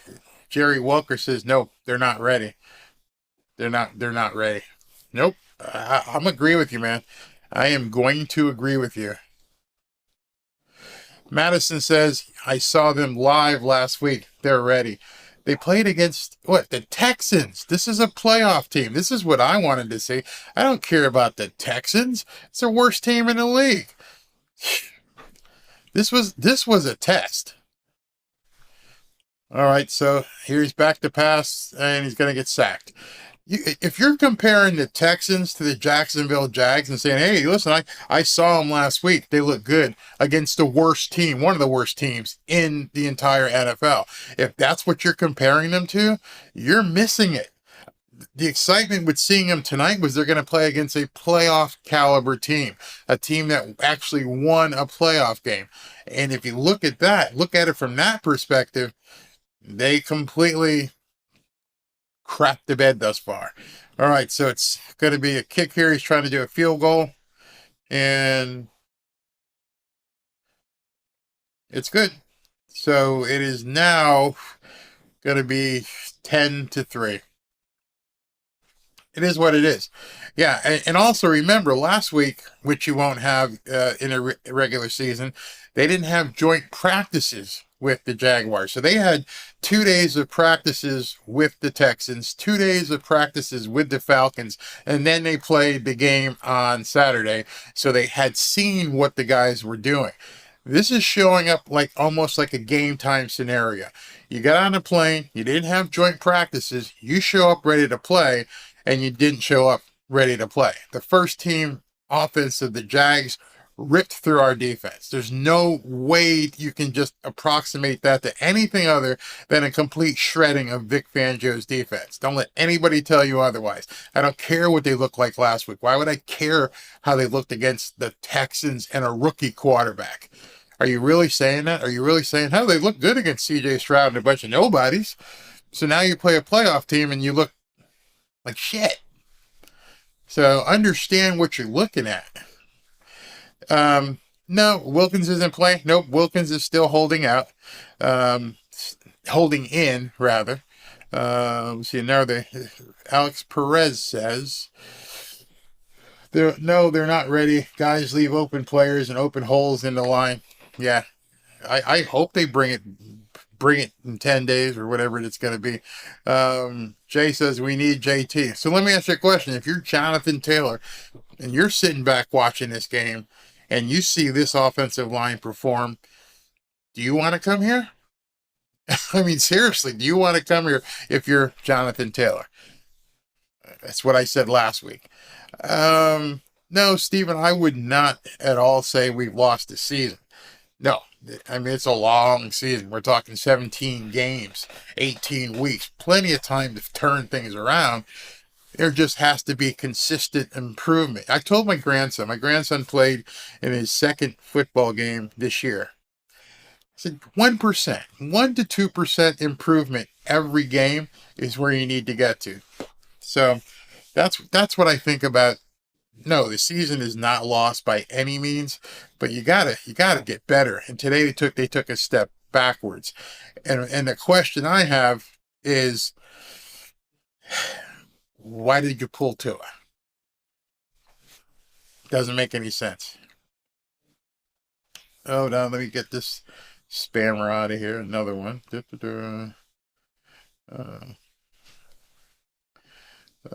another idiot in here. All right, so taking it out to about the Barrios ran it out to about the 15 or 20. Let's see. Boom, he's gone. All right, so that was easy. Boom, gone. Looks like we got a player down on special teams. Yeah, I can't see who they are. They went to showing video about, what's his name? Larry Zonka kicking some butt. First, you pay them $250 million, then you can choke in the playoffs. It looks like they're saying it's Elijah Campbell who's down right now. They can't take any more guys going down, especially in the secondary. Hopefully he'll be okay. He's moving everything. Hopefully it's not something that's bad. Elliot Burney, you're saying, well then, you know what? If he's afraid Tua's going to get hurt due to the offensive line, then what would a prudent general manager do? If you're afraid to play your quarterback because you think he might get hurt with this offensive line, so what's going to happen between now, August 26th, and September 10th? Forget Jonathan Taylor. What you're telling me is, he's hurt. Yeah, that's not looking good. He can't even put any pressure on his leg. They're helping him off the field. Yeah, that looks really bad. He's not gonna be playing anymore tonight, but he can't even put any weight on his leg. Wow. It's only the freaking second quarter, Barry. No. And that's where I'm going to beg to differ right here. It's the second quarter that they're going to put in the scrubs now. The first teams both played, and the first teams got dominated. So I don't think anybody is picked again. It's only the freaking second quarter, Barry. What's wrong? Why are you upset? Well, our quarterback looked like shit. Our second string quarterback's thrown 2 interceptions. Our defensive line gets shredded by run plays. Our cornerbacks are hurt and getting beat up by Trevor Lawrence. But it's only the second quarter, Barry. Oh, you shouldn't have anything to worry about. Don't worry about it. Don't beat yourself. Don't beat yourself. Wow, that throw was so bad. It looked like he threw it to the right guy. He was going for River Craycraft, but he actually threw it to the guy that was standing there. Wow. Jaguars are on the 20-yard line going in. After it is in, there's a handoff right up the middle. He bounces it outside. He gets about 5 yards. Pretty easy. Wow. So I need a cigarette. Who said that? Nick V says, I need a cigarette. I hear you, brother. I hear you. This looks like crap. You're right. Whoever said James Blackman, you might as well put him in. Might as well. All right, so it's 2nd and 5 from about the 15, man in motion. Another inside handoff goes. Oh, no, he throws it. Oh, we're going to get a flag here, aren't we? Duke Riley with a nice play, but I thought it was a face mask. Yeah, they're all glad-handing each other and slapping people, but I think he grabbed them by his face mask. Why are they all saying good play? Did I miss something?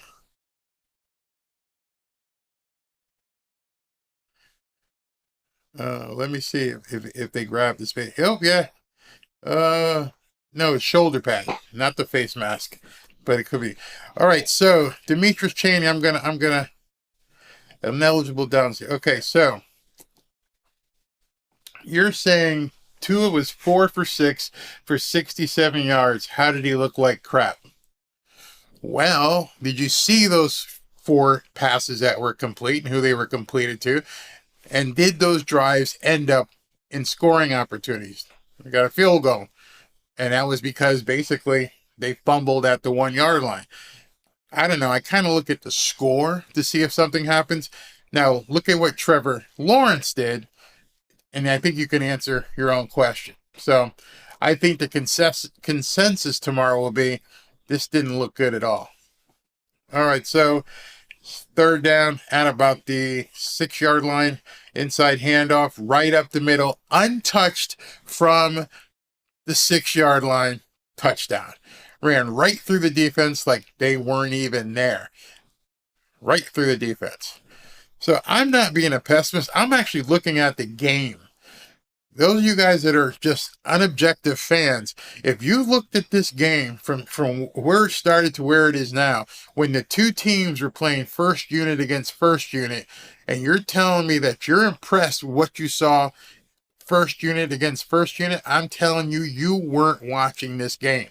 This was a playoff team. Two playoff teams, one a playoff winning team who played their first teams, defense and offense, against each other. And you're telling me that ours did well? You weren't watching this game, man. You weren't watching this game. God, these people. You guys are something else. It's preseason. These games are about finding weaknesses in playmakers. That's a mantra for losers. That's a mantra for losers. Ordinarily, that would be correct. But see, here's the problem. This was first team against first team at the beginning. First team against first team. I can't understand why you can't understand that. This was their first offense against our first defense. This was our first offense against their first defense. What's happening now in this mix match of guys playing for jobs is different. I'm talking about when you analyze what happened first team against first team. I don't care that it's preseason. What are they going to do different against the Chargers? Man, this isn't hard. This isn't hard at all. Not hard. Wow. All right, so 17-3. And here we go. He's got it out to about the 22-yard line. I just don't get how people go, it's just preseason, doesn't mean anything. If it didn't mean anything, why'd they play the first team? Why did Doug Peterson put Trevor Lawrence out there if it didn't mean anything? Why did Tua even play the first series and a half or whatever it was? Why did Vic Fangio put any starters out there? Of course it means something. Now you got guys trying to win jobs. This stuff from here on out, yeah, it doesn't really matter as much. Let's see who performs, who gets to stay on the team. But that's what I'm railing about, is one against one. All right, that being said, 17-3, 3:05 in a second. Skyler's got plenty of time. He throws it underneath. Pass complete for about 3 or 4 yards. Now Ahmed is now laying on the ground. He got hit hard. Still down. Might have been a rib shot. Hopefully he'll be okay. Let me bounce this spammer real quick. And I'm not coming down on anybody. I don't want you guys to think I'm coming down on you. It's just the thing is, I came looking at this game tonight from a 1 versus 1 perspective. That's what I wanted to see. This stuff that's going on right now, this is just guys trying to make the team, and like you said, trying to find the people who are going to make it, find the weaknesses, find the liabilities out here. I understand that completely. But the problem we're having right now is 1 versus 1. That's all I'm talking about. I'm not down on the team. I understand it's preseason, but you have to understand what the reason was you were going 1 against 1. There's a reason why you're like, I'm going to put my best against your best, and let's see then how we grade out. Don't be a fanboy. Look at what you saw. Okay, he's okay. All right, so it is 2nd and 5. Skyler's under center. There's a handoff. Not going to get there. Going to get about 1 or 2. Now it's going to be 3rd and 3, 3rd and 4. What do you mean it wasn't? Am I watching a different game? Was it not? Did you guys not see 1-versus-1 when this game started? As far as I know, it was 1v1. So what do you mean it wasn't? I don't understand. I mean, it's okay to be a fan, but you can't make shit up, guys. Of course it was 1-versus-1. Maybe you just tuned in. Maybe that's what it was. But I saw Jacksonville's first unit against our first unit defense, minus Zach Sealer and Christian Wilkins, who or whatever. And then I saw the same against the Jacksonville. So it was 1-versus-1. I don't know what you guys were watching. Unbelievable. No Armstead, no Wilkins, no Sealer. Okay, so but you're saying because those three guys weren't in that we shouldn't even look at what's going on. Is that what you're saying? I mean, because what you're saying is if Armstead doesn't play on offense because Wilkins and Sealer don't play on offense. If Armstead doesn't play on offense, then we can't consider that to be a good representation of the team. Is that what you're saying? Okay. That's an excuse.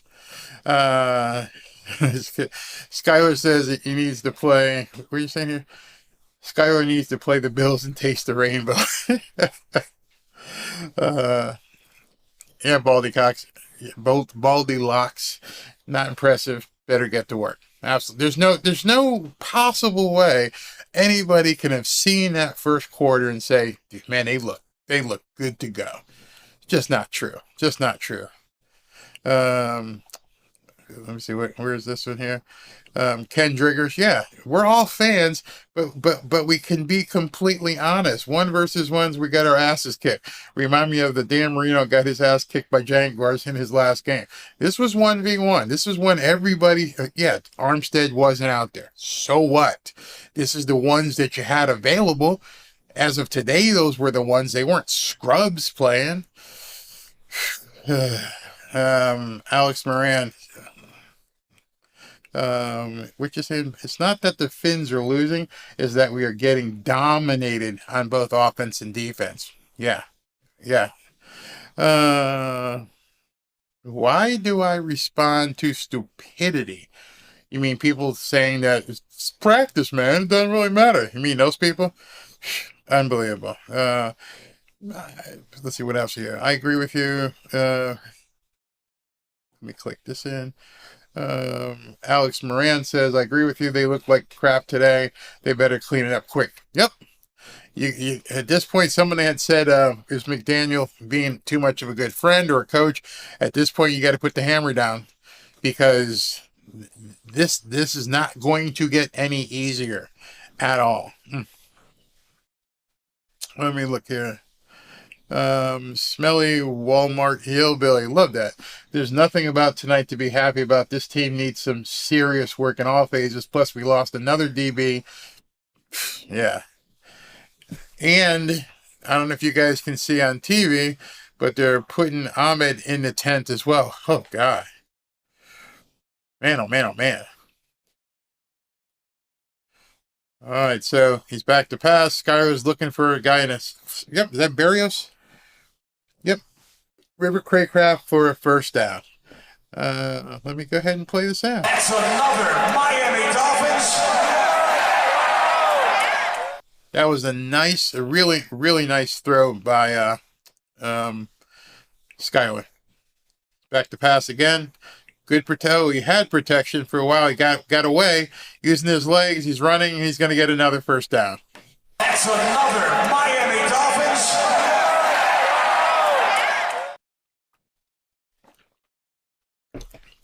Good run. Good run.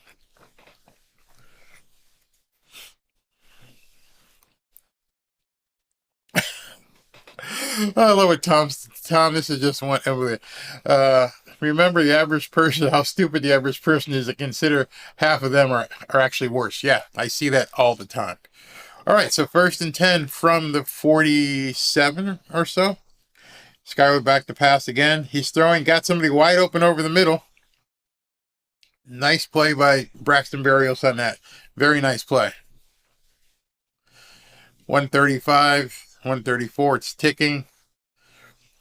Skyler's in the shotgun again. Here's the snap. He's back to pass. He's got him wide open again.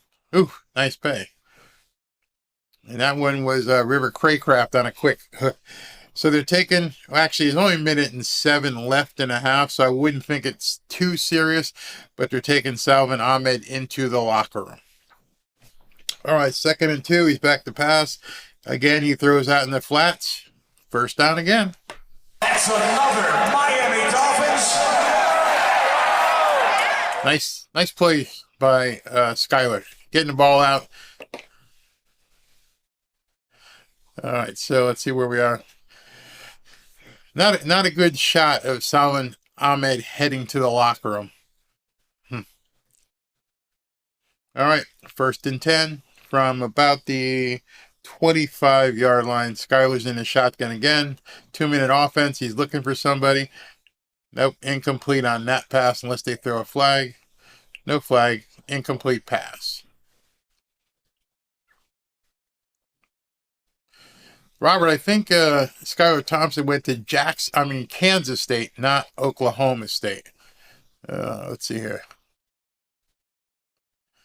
Dirk, thank you very much. Whew. All right, so we got a minute left in the first half. 2nd and 10. Ball is on the 25-yard line. Skyler is still in the shotgun. And it looked like the guard jumped, but they didn't call it. He throws it, and he got a nice completion for another first down. That's another Miami Dolphins. If you notice when Skyler plays, he makes some mistakes, but once the guy gets in a rhythm, I mean, he gets going, man. He got hit hard on that play, but he completed the ball. Another nice pass. All right, so it looks like the Dolphins are on a scoring drive with the second team here. Let's see, what we got going on here? Are we playing against the Jags' 2nd or 3rd defense? I will just say yes. Yeah, there's no starters in right now. It's garbage time right now. See who's going to make the team possibly. Who's going to run the routes? Who's going to block? Okay, here's the snap. Quick inside screen. Nah, that didn't go anywhere. They shut that down pretty quick. It was a quick pass to Myles Gaskin. Shut it down. All right, so they're going to call timeout with about 50 seconds left. Jacksonville calls timeout. Interesting. Very interesting. It looks like they're trying to get the ball back. Wow, this is crazy. It just got here. The Dolphins that bad. First teams just didn't play well at all. I mean, don't look at the score, but just didn't go well. Not what you'd want to see against the first team of Jacksonville. All right, so it's 3rd and 8. Here we go. 47 seconds left in the half. He's in the shotgun again. Let's see what he got. Are they going to block? They gave him time. He's being chased out of the pocket. We got a flag, which is more than likely going to be holding on the offensive line. Jaguars got good pressure. He tried to hit Cedric Wilson. Had to throw it over his head. Yeah. Face mask. Illegal use of hands by the Miami Dolphins. So that's not good because... Don't beat yourself. Don't beat yourself. So they're going to have to kick a field goal. Yeah. Okay, here we go. Elliot, you're absolutely right. We should have done better with our starters than what we did. This thing got me worried. We'll have to wait and see. Yeah. I guess the only thing redeeming from the play that you saw, the way these guys played, was Mike McDaniel indeed holding back and not showing things because of the Chargers? And you could say the same thing about Vic Fangio. That's the only thing I could think of. And the kick is up. We scored a field goal. All right, so it's 17-6. The That's all I'm thinking. I'm just wondering, if is there some reason that Mike McDaniel felt don't show everything because you want to just see what happens, just get through this game so we can get off the field and then play against the Chargers. But both sides, offense and defense, didn't look like they were ready for the Los Angeles Chargers. This type of game, I can actually say, and I think everybody who saw it will say as well, Jags looked ready for their first game of the season. They looked tuned. They looked efficient. They were moving. They didn't make any mistakes. In fact, they exploited Dolphin defense mistakes. You blitzed Trevor Lawrence. He exposed your cornerback. 4th and 6, he waves off his coach. He goes for it. I'm just telling you, which team do you think looks more ready for their first game of the season? That's all I'm saying. I'm going to leave it there. Randy Hunter, we didn't do anything with the Jags this week in practice. There was no joint practice. I mean, I'm not really sure what you're talking about. When you say we beat their ass in practice, who? Zonka says, could be a genius move by our coaches pretending to suck and then surprise. Like, ooh, yeah, we got some Vulcan mind melding stuff going on. Absolutely. Absolutely. Dolphins need a head coach, not a comedian. Oh, God, you guys crack me up. Yeah, Fangio did say, I'm just going to remember he said that. I'm going to hold your comment. Let me get your comment up here first. It's Fangio said he needs more players. So he's looking to throw it. He's backpedaling. He's got to throw it out of bounds. Let me go ahead and deal with this other spammer. Get rid of him. Eventually they're going to realize this doesn't make any sense for us to keep doing it here because we keep getting bounced. And let's see, boom, you're done. And let's see, yep, got rid of him too. All right, so yeah, maybe it is some sort of smart stuff that he's getting ready to do, but it didn't work. It definitely didn't work. Are we better than last year? He's back to pass again. Find somebody wide open in the middle. And he's not going to go anywhere. You're saying, are we better? I'm trying to get this comment. So Jacksonville is calling timeout. They're not done yet. Miami is the better team, no doubt. No doubt, huh? Are you kidding? Because if we were sitting across from each other, I would have to say, what do you mean, no doubt? Dirk Grimm, are we better than last year? Heck yes. How do you know? How do you know right now? And I'm not saying we're not. I'm not saying that the Dolphins are, but how do you know right now that the Dolphins are better than they were last year? That's the kind of stuff I ask people all the time when they make comments. Oh, the Dolphins are threw a pass up to about the 40-yard line. It's going to be first down. How do you know that the Dolphins are better than they were last year? Not a single game has been played yet. So you're saying on paper they're better? Okay, maybe on paper they're better. But other than that, you can't possibly determine whether the Dolphins are better than they were last year. Haven't played a game yet. Haven't played a game. Our quarterback hasn't played a game since being bounced out on December 25th. There's no way you know that. So they call a timeout. Looks like they're trying to score again. I don't know.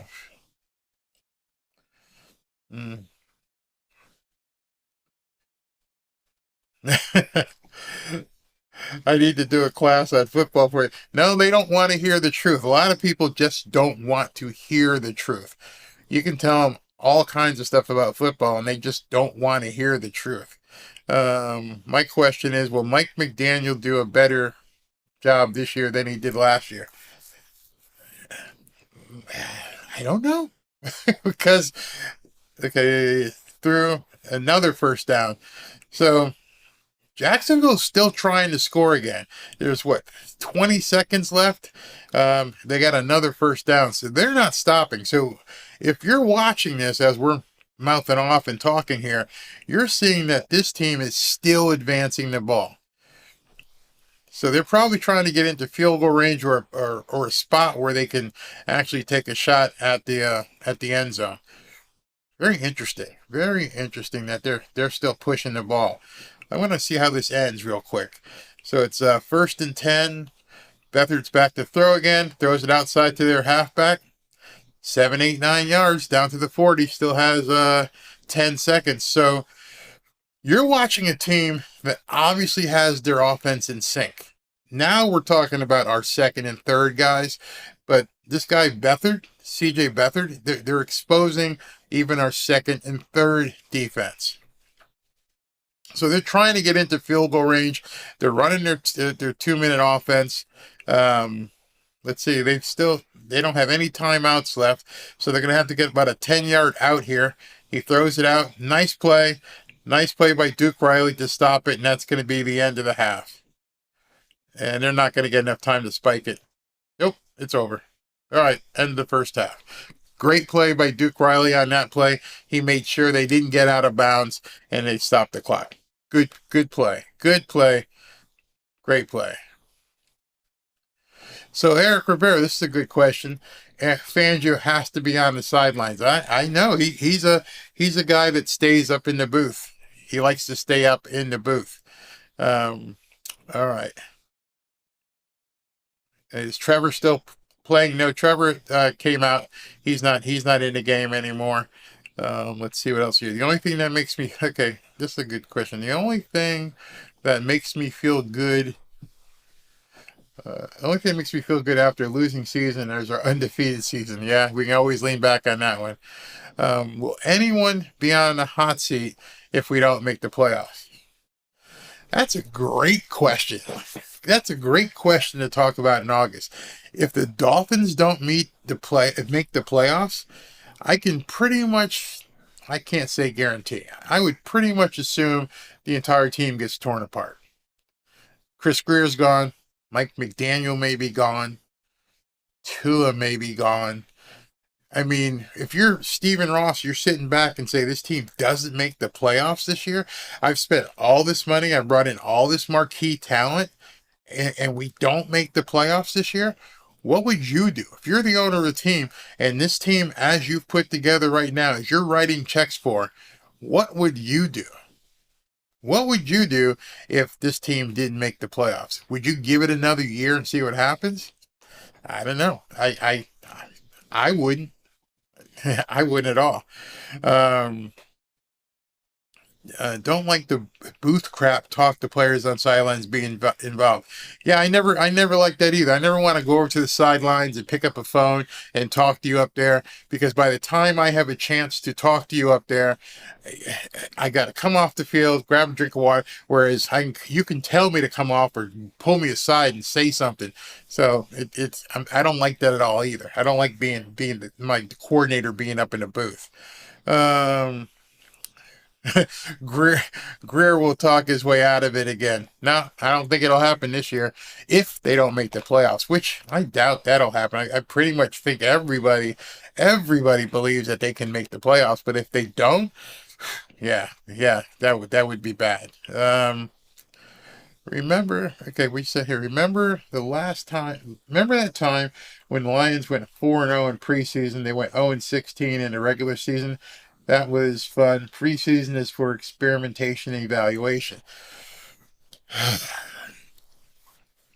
That's almost like something some people tell themselves. Oh, we don't need to worry about this because it's just meaningless. It doesn't mean anything. Nobody is playing hard. They don't care. They're just experimenting. And again, I want you to take a window.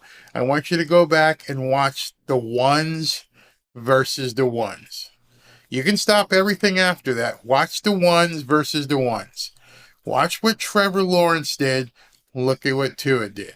Look at what their defense did. Look at what our defense did.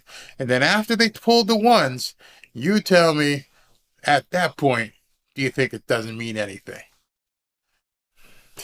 It's pretty easy. Yeah, Waddle will retire a Dolphin. I think they gotta pay him. I believe they'll make the playoffs myself as well. I don't think there's. I gotta think they're gonna make the playoffs. Let's see. Put Tua back in. What does the lineup matches against the Chargers? This is a good question. Okay, so what does the lineup match against the Chargers? Obviously, quarterback, Herbert, Tua.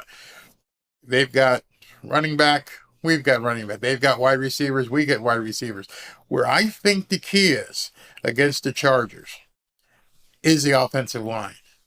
They've got one of the premier rushers, edge rushers in the entire league with the Bosa. Joey Bosa's on that sideline. And if Teron's not available, or something's up with him and they can't block, Roston Jackson can't stay up with Joey Bosa, that I think might be the difference maker. Now, the good thing is we've seen Mike McDaniel rely on the run a lot more. So by relying on the run a lot more, that keeps Joey Bosa from flying in, and Micah Parsons and Chris Jones and every one of these other guys.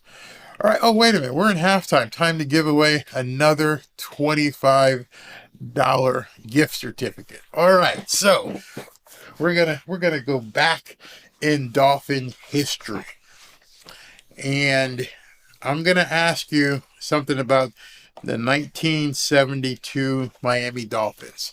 The first person who answers this question is going to get a $25 gift certificate to Buffalo Wild Wings. All right. Are you ready? Who was number 22 for the 1972 Miami Dolphins?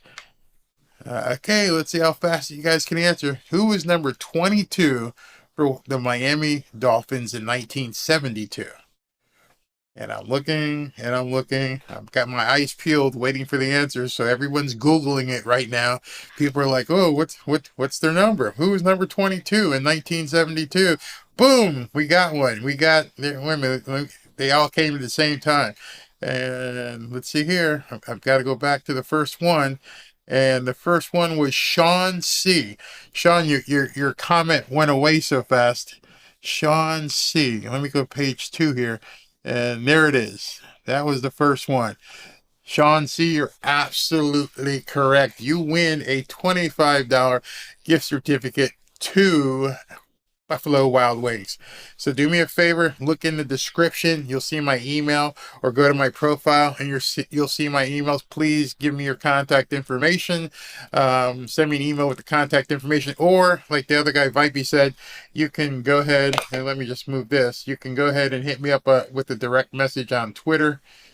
Let me move this. Okay. What just happened? Okay. Let me do it again. At Barry Cunningham on Twitter. Email, tweet, whatever, which way you want to do. Direct message, obviously. You don't want to put that out there in an open tweet. So, yes, Mercury Morris was number 22 in 1972. And let me just make sure I got the right guy's name down here.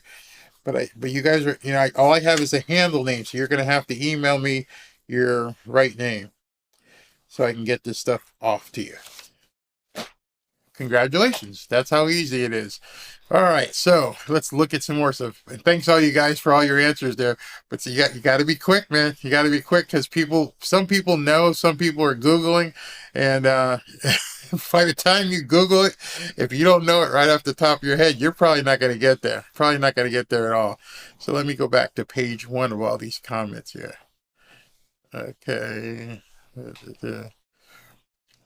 If I were what are you saying here? This is a good question. If I understand it, if I were CW, who is CW? If you were CW, would you play lights out this season without a contract? No, Christian Wilkins isn't even going to play. Understand, he's holding in right now, meaning he's showing up, but he's not playing.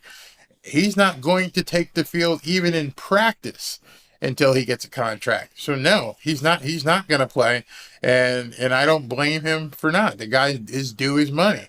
I used to have a problem. I used to have a problem say, listen, you agreed to something. You signed a contract. Honor the damn contract. But at the same token, if I see other guys getting restructuring and I see other guys getting, extended contracts, hey, pay me. Show me you agree that I deserve to be paid. So in any event, Christian Wilkins will not be seeing the field until such time as they pay him. Now, what's going to happen. Oh, wait a minute. Wait. You may want to check that trivia answer one more time. What?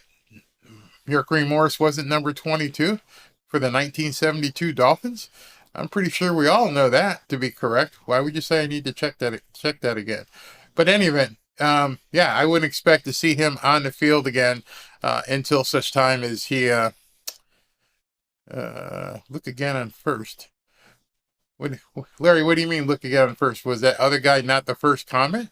Looked like it was to me. I'm still looking. Huh. All right, so let me look at Tony Nathan. The running back. Why don't I ask? Okay, why don't I ask hard questions like during the regular season? How many games were we behind that we came back?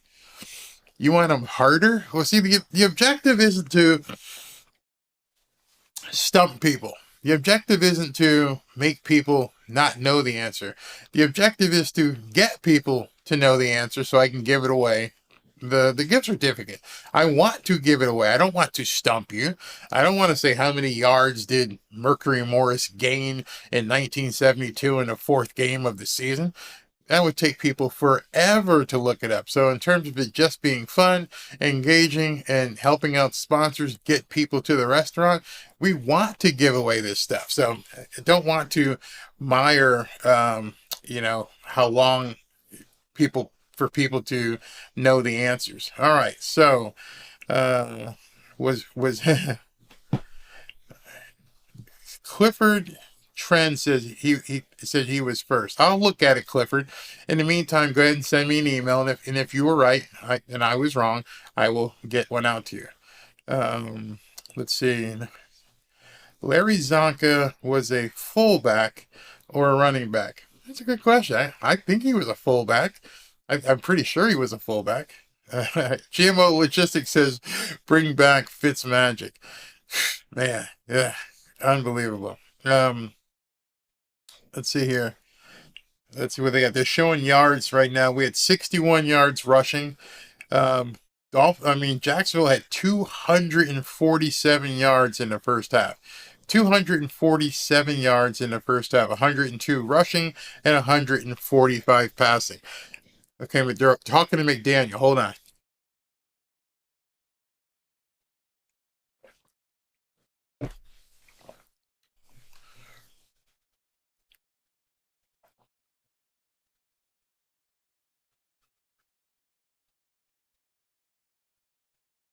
Mike McDaniel is saying he was just looking to get reps.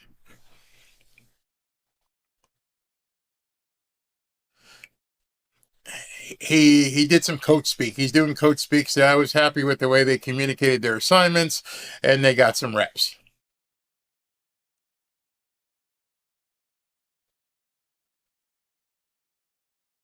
So, wow. Yeah, I thought Larry Zonka was a fullback. So let me ask you guys: if you're watching on TV and you're able to pull that up, what did you think about this interview with Mike McDaniel? Was it just coach speak? Because he said, "Oh yeah, I was happy with the communication. That's what he was happy with, and he was happy with the reps that people got. That's it." Johnny Lightning, that would be something I would definitely have to Google. How many players have had their numbers retired, and who are they? That's something I would definitely have to Google. That's a tough one, bud. Absolute tough one. George Williams says hard to get reps when you're stat on the sideline. Absolutely. All right, so we're entering the third quarter now, and we're kicking off to Jacksonville. Chris Wheeler says McDaniels need to smoke another joint. You're being mean. You're being mean. All right, here we go. And so Jacksonville, I don't even know who the players are going to be out here in the third quarter. I mean, for all intents and purposes, this is the part of the game that just makes you yawn. And like the guy is saying on TV, these next 30 minutes, this is your job, last chance for your audition. This is the last chance you get to show your coach that I deserve to be on this field. All right. I'm not sure who's quarterback, if it's Bethard or not. There's a handoff up the middle. He tries to break it outside. He's not going to get anywhere. So it's going to be 2nd and 9, 2nd and 10. I don't know if you guys are watching that game. The Jets put up 25 points and their game is still on. So I know Aaron Rodgers threw a pass early to Garrett Wilson. Did he do anything else? Or how'd their offense look? All right, here we go. And he's back to pass. He's looking deep, wide open. I saw a flag, though. So it's going to be a touchdown. I'm not sure of the flag. Number 24, is that Cam Smith? I'm not sure about the flag, though. Hold on. So it was either, what's it going to be?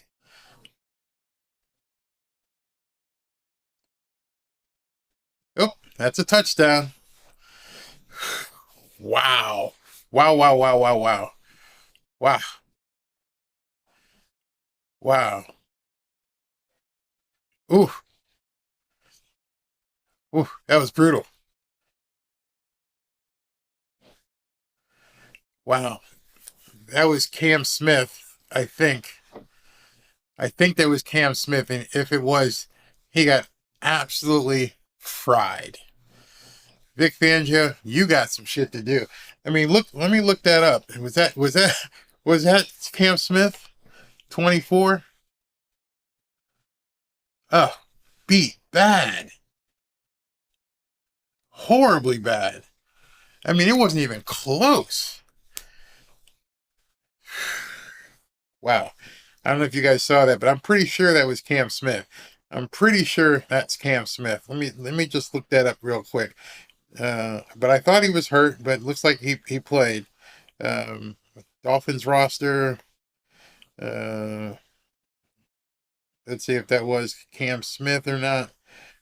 Number 24 was a kid that got burned. And 23, 24, that's Cam Smith. Rookie Cam Smith got lit up. Absolutely lit up. What wasn't even, it was, oh man. Understand they're playing their twos right now. And their two, quarterback and wide receiver, just completely lit up Cam Smith. Wow. Wow, wow, wow, wow. This whole thing is... Wait, what did you say here? Wait a second. I got to see this whole thing is bad. This whole thing is so bad. I'm about to block you, Barry. Damn it. Oh my God, this is embarrassing. Absolutely embarrassing.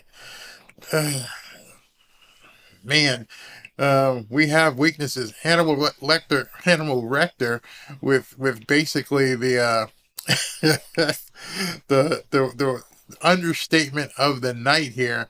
We got weaknesses. So if the preseason is what some of you guys have said, it's just a place where we're supposed to see strengths and weaknesses. Well, we saw just a huge weakness. We just saw our rookie defensive back out there just get absolutely fried. No, you're absolutely right. We don't want people picking on Cam Smith, but you can bet your ass he's going to have his opportunity now, because people are going to look at that game film and say, what did he bite on? How is he so far out of position to where the guy was 20 yards past him? Unreal. Change his name to Cant Smith. There is no way people can say this was a good showing and just try to blow it off as practice.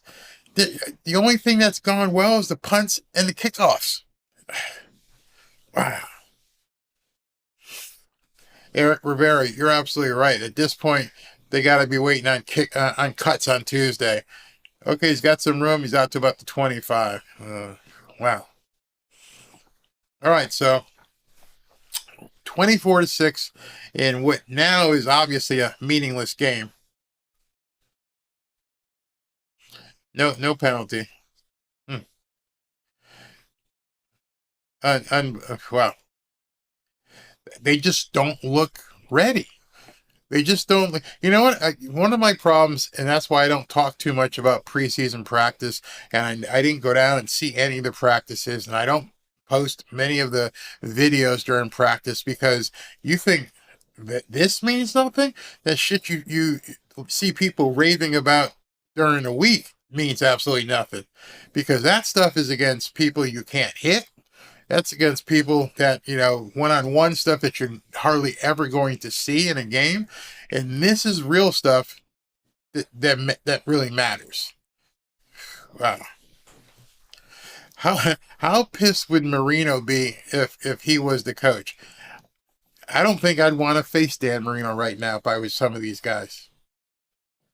You went up to Jacksonville and got embarrassed. All right, so 1st and 10, outside run, handoff. He fought for about 2 or 3. This is the time of the game when you're getting your ass handed to you and you're trying to make the team, and you have to pretend as though it's 0-0. Every single play you make at this point could be the difference between you flipping burgers next week or being on an NFL team. And so you can't even think about the score at this point. If you're a third or even a fourth, you got to play hard. All right, Sky was back to pass. He almost threw another pick. So I would almost, if I was Mike McDaniel, take Skyler out and let Blackman play the rest of the game. You're not going to learn anything about Skyler here. You've had 2 full games basically where he played because Mike White was hurt last week. So you may just want to pull Skyler and just play a scrub. Yeah. Tom Stockwell better than 62-7. I love this comment. This is a good one. I gotta wait till after the play and I'll put this up. All right, so it's 3rd and 7 from about the 45. And Skyler's in a shotgun. He's back to throw. And he's being chased out of the pocket. He's got good wheels. He's not gonna make it. He's gonna be short. Wonder if Mike goes for it on 4th and 1 here. But this comment just cracked me up here. Did Vic Fangio catfish us? No, he's been honest. He said, I don't got the players. I don't have the players I need, so I don't think he's fooling around. I think he was. I think most of us thought he wasn't serious. They obviously don't have the players he needs. All right, so it's 4th and 1. McDaniel's like, what the hell? We're going to go for it. Skyler's in his shotgun. 4th and 1 from about the 48-yard line of Jacksonville. You got a guy in motion. Is this going to be a fake snap? Nope, he snaps it to him. He throws it out in the flats for a 1st down. Myles Gaskin goes for about 10, 12 yards. Nice. Took what was there, and that was it. So the offense can be summed up today as having passes in the flats for, let the running backs or guys out in the flats run for yards. What does that mean? When you look at the game film tomorrow and they start looking at it and said, are they taking away that middle like everyone else said that was going to happen? Because the stuff out to the flats has been there, but nothing really deep. And there it is right there. He's going to, did he catch that one? Nice play. Nice play by Skyler to Cedric Wilson. But there's a flag. Nice catch. There's a penalty on the play. Not sure who that's on. Where was that? Let's give these guys more credit. Where is it? So you make a nice play for an obvious 1st down, and what do? Don't beat yourself. Don't beat yourself. Unbelievable.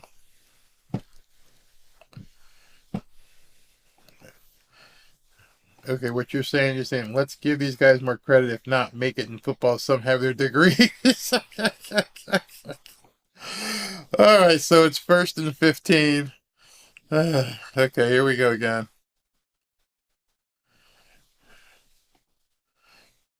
I hate my team. Skylar Thompson looking to throw it, and he throws it underneath for about a 4-yard gain. High hopes being brought back down to earth tonight. You know, high hopes for some people are being brought back down to earth tonight, as Eric Ezukama just made a nice catch. You know, I think the hopes are still there. Just have to do some work and get this stuff materialized. I mean, I think they blew an opportunity to really show some stuff tonight. 2nd and 12. Skylar's in the shotgun by himself. And here's the snap. He's got it. He's back to pass. He's looking pretty much deep across the middle. It's caught. Cedric Wilson caught it for a good gain. Good gain. So Skylar has been looking sharper and sharper throughout the game. Again, he got sharper once they put the 2nd and 3rd team guys. But Cedric Wilson made a nice catch. Like it. Take it.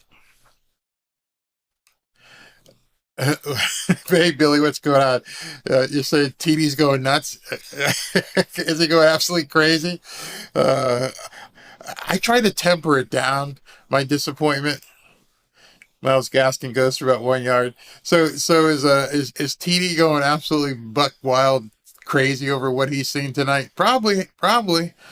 You know, I try not to offend people, so I don't go as hard, but it wasn't pretty to me. I mean, I reserve my comments and not go too hard because I don't want to offend people, because I know there's a lot of fans out there who just don't want to hear the truth. But yeah, all right. Let's see what here. 2nd down. Let's see, where is he? He's at about the 9-yard line. He's back to throw. A lot of time. Oh, and he almost threw another interception, which would have been interception number 3. He tried to hit Cedric Wilson. He telegraphed it. Tried to throw it over the middle. The guys are standing right there. He's lucky that wasn't picked. Cedric Wilson planted, stopped, tried to run for the ball. And, that was close. That could have been another pick. Really, really easy. All right, so let's see if you can put it in the end zone.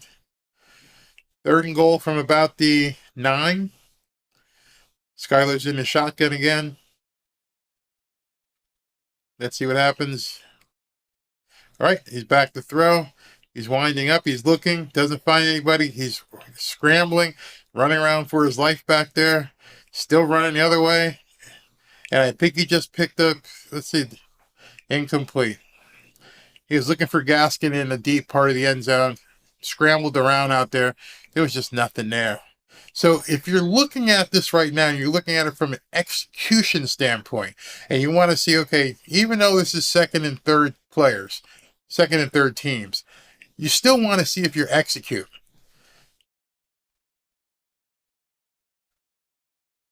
All right, so they're going to call 1st down as a penalty, illegal contact on Jacksonville. So they're going to get 4 more shots inside the 10-yard line. Yeah, he kind of held up Cedric Wilson pretty bad. All right, so what you want to see, again, as I was saying, is you want to see execution. Even though you're getting, forget the score. The score doesn't matter to the guys who are on the field right now. Are you executing? Are you blocking? Okay, inside handoff. Chris Brooks.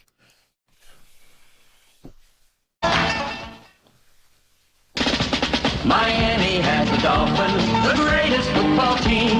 We take the ball from goal to goal like no one's ever seen. We're in the air, we're on the ground, we're always in control. And when you say Miami, you're talking Super Bowl, 'cause we're the Miami Dolphins. Miami Dolphins, Miami Dolphins #1. Yes, we're the Miami Dolphins. Miami Dolphins, Miami Dolphins #1.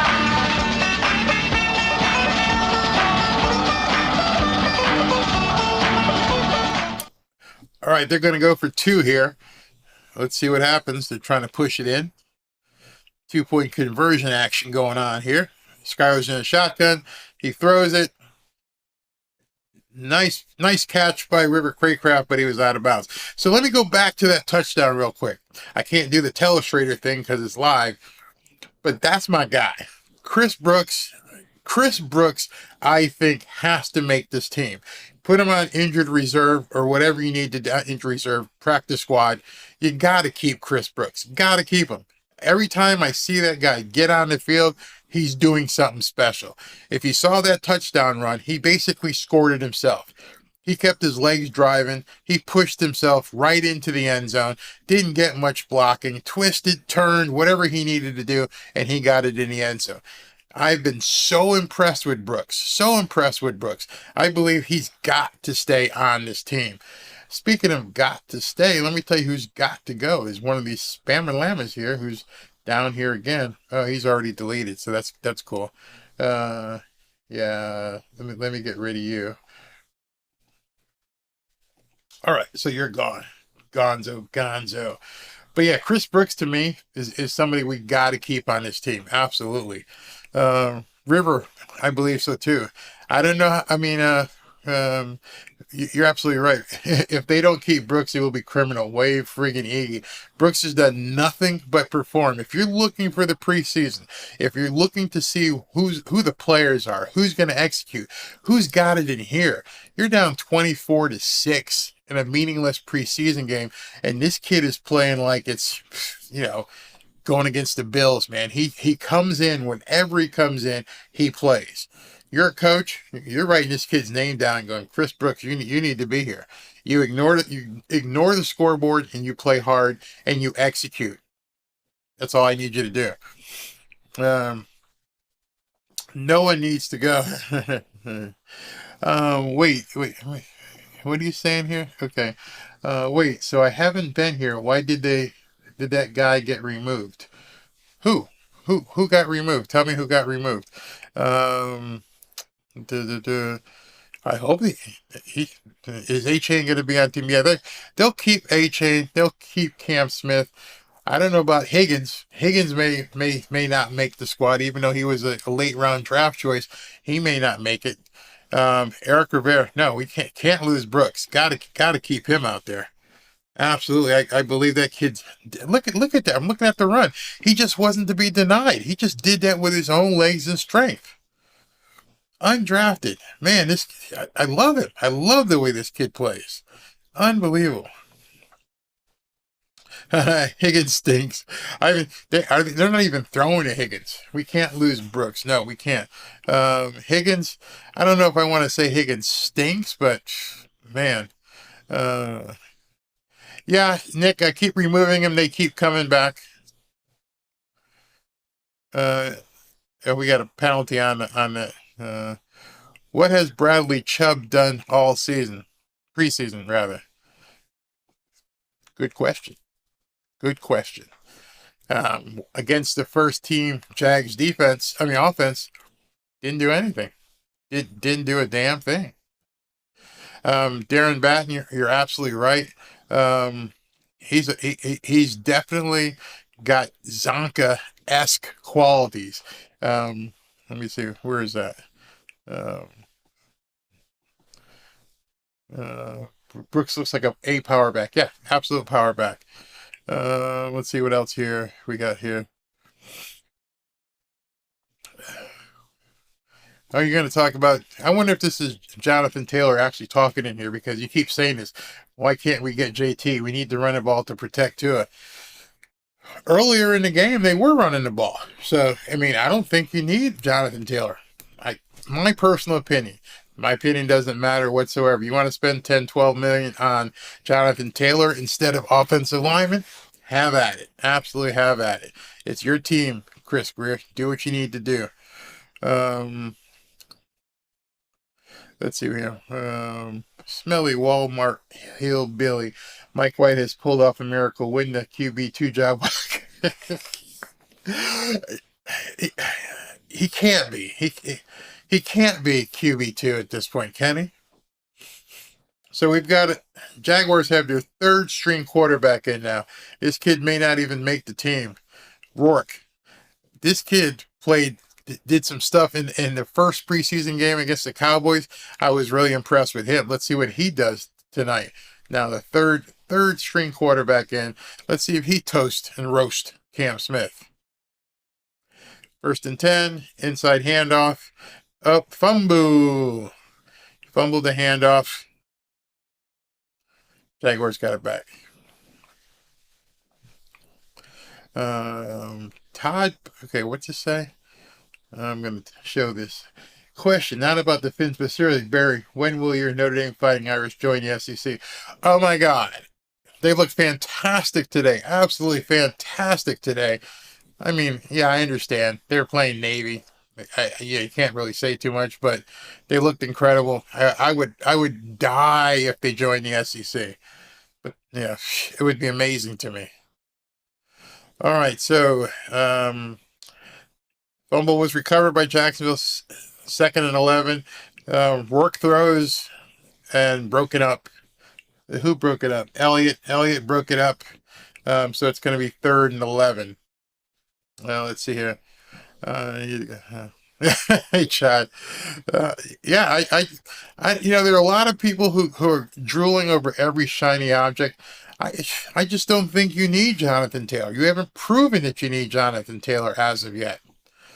All right, 3rd and 11.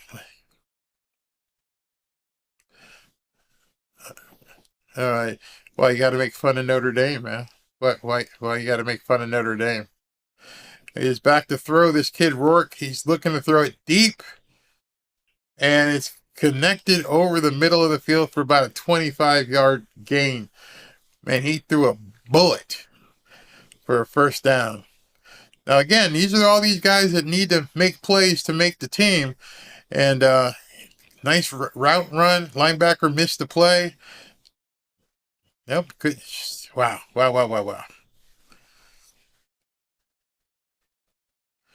Did the Jets prove they needed Dalvin Cook? I think the only reason they brought him in is because Breece Hall might still be injured. Might not be ready to go. All right. 1st and 10 from the 40. Handoff to the left side. Goes for about 7 or 8 yards and then gets shoved out of bounds. I mean, you guys are being rough on me here. Yeah. We blew out Navy. I'm going to take the win. Next week, we got to go. We're going home, and we're facing the powerhouse of Tennessee State. And my wife even laughed. My wife laughed at me today. She goes, "What the hell is Tennessee State?" She goes, "I know the Vols. What is Tennessee State?" I'm like, they're a great team.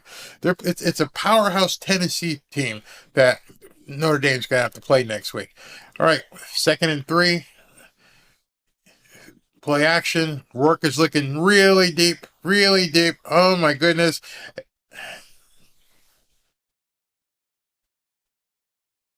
Guys.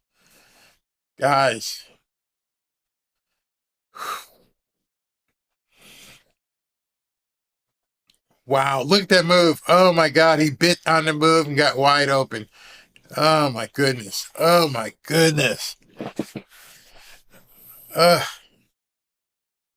Wow.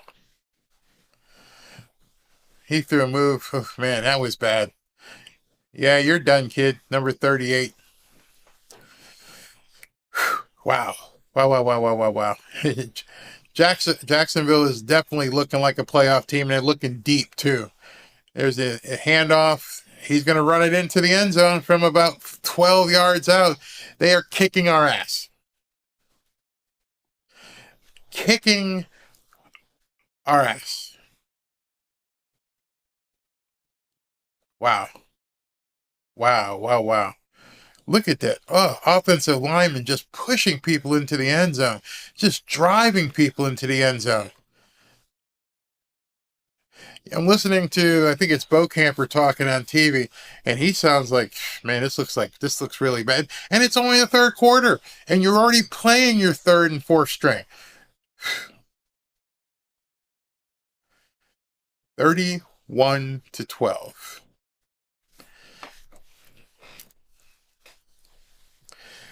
Wow. Richard, you're saying it right here. If you look at this play, I'm watching guys get pushed all over the field. Absolutely. I'm watching their offensive linemen just push our guys. Again, I'll say it so people don't get mad. It's a second and thirds, but it's also their second and thirds as well. Let me get rid of another spammer in here. But I think yeah, I'm doing it fast now. Boom. Bye, bud. You're gone. This is bad. It's funny, Nick. Everybody is saying that. It's only preseason, but if we play like this against the Chargers, then we need to hit the panic button. It's only preseason. So let me ask you. Yes, it's only preseason. Most of these guys won't be here. What do you see thus far? What have you seen thus far that encourages you against the Chargers? What part of the games have you seen thus far that says, I think we can do this. I think we can stand up to the Chargers? That's my concern. I'm not going to freak out like TD Finns. He's my boy. I like TD. He and I really get along. One of the few guys I get along with. I know he freaks out. But I look at it from a perspective, okay, what can I work on? What do I just got to X out? Who do I just got to get rid of?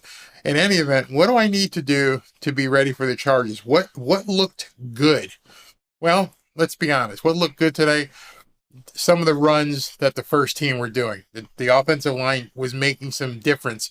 And again, Ahmed had another great run, except now he's hurt. They take him off. All right, so what looks good? Chris Brooks, Skyler looked good at times. What are you going to build upon? What are you going to take into week number 1 and say, this is what we need to do?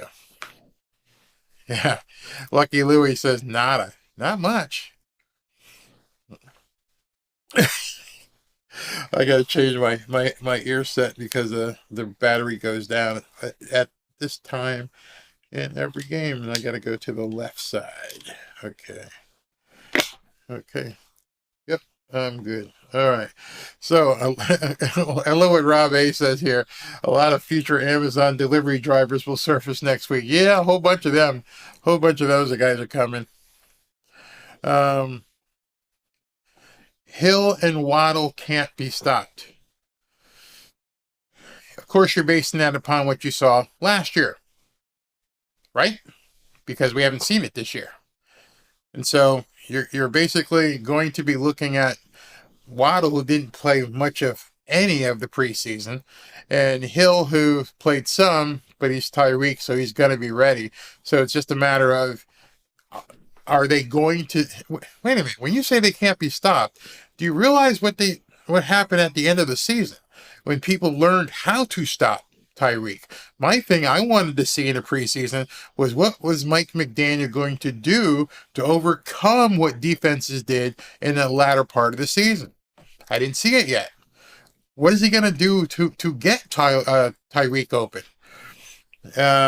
Let's see who we got. We got Gaskins in the game again. Nice run for about 9-10 yards. Running game, yes.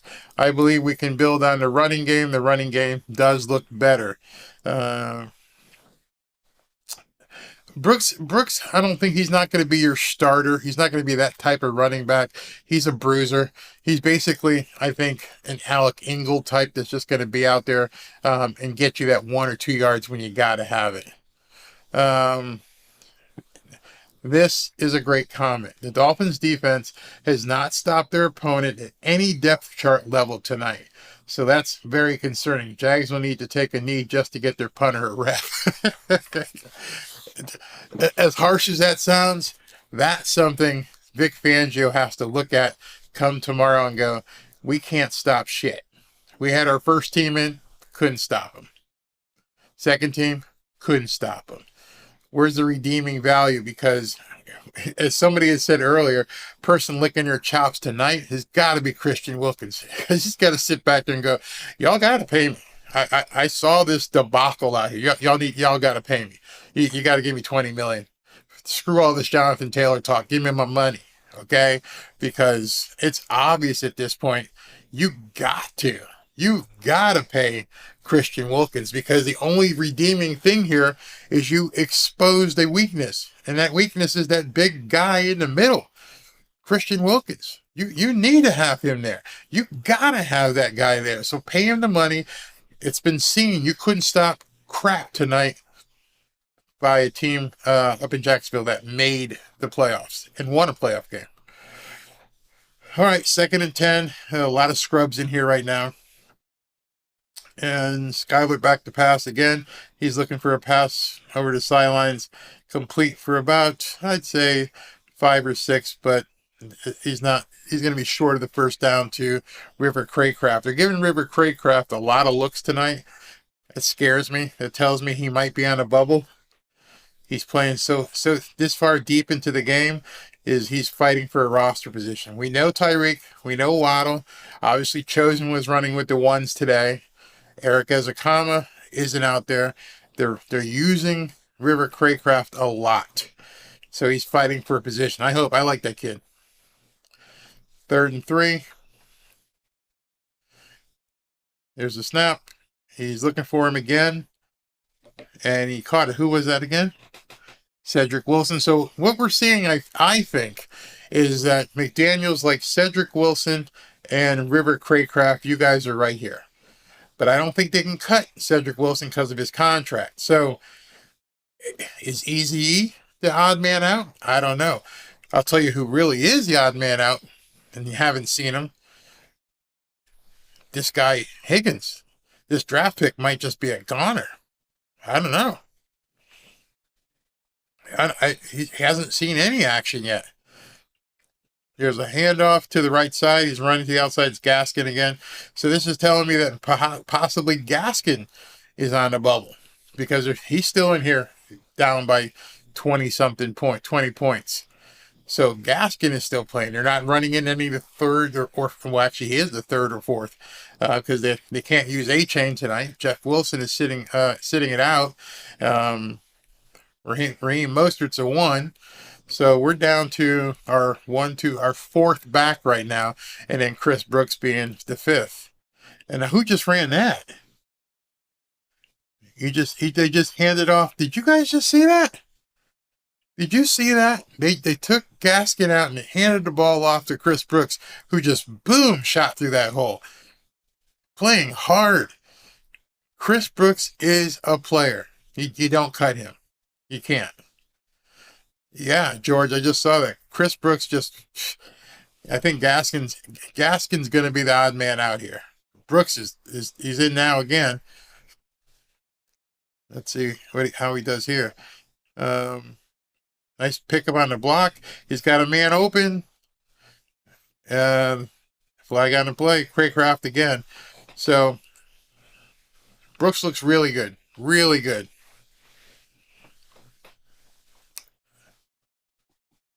We had illegal contact.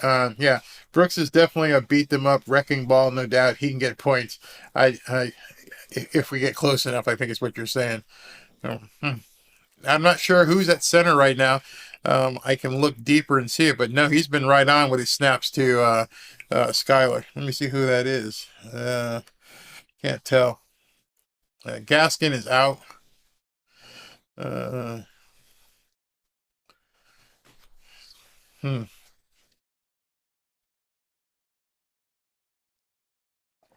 First and 10 from the 30.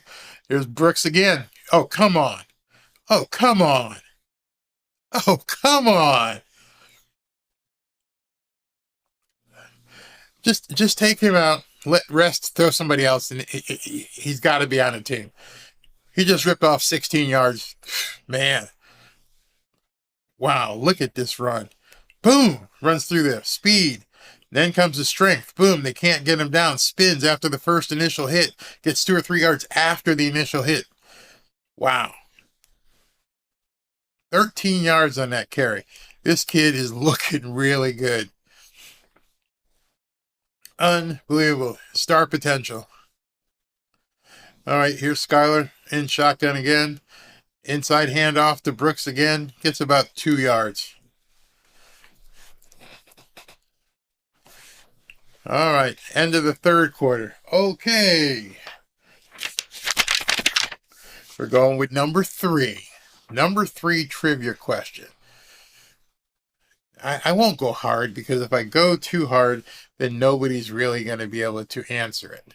So this one, This one might be a little hard. I don't know. You guys tell me, but we'll see. You guys all ready? Everybody ready to Google? Got your wives or someone ready to answer the question for you?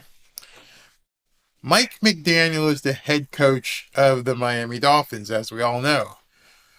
What college did Mike McDaniel go to? I don't have the Jeopardy theme song. Dun, dun, dun, dun, dun, dun, dun, dun, dun, dun, dun.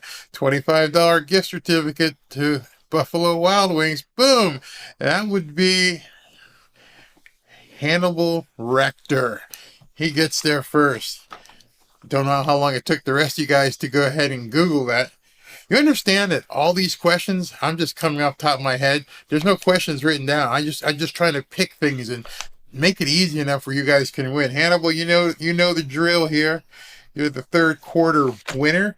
Go ahead and send me an email, or again, you could send me a text. Wait a minute. A direct message on Twitter at Barry Cunningham, at Barry Cunningham on Twitter. But email's probably going to be easier for you to do than that. So you can find my email. But Hannibal Rector gets Yale as the answer to that question, and gets the some of you guys Harvard, Penn. Oh my God, you guys don't know your coach. You don't know. That's so funny. Cornell. Oh God, you guys are crazy. Absolutely crazy. So close second. Is Mike White playing? No, he's not even suited up. He's got a shirt and the clipboard. He's hanging out.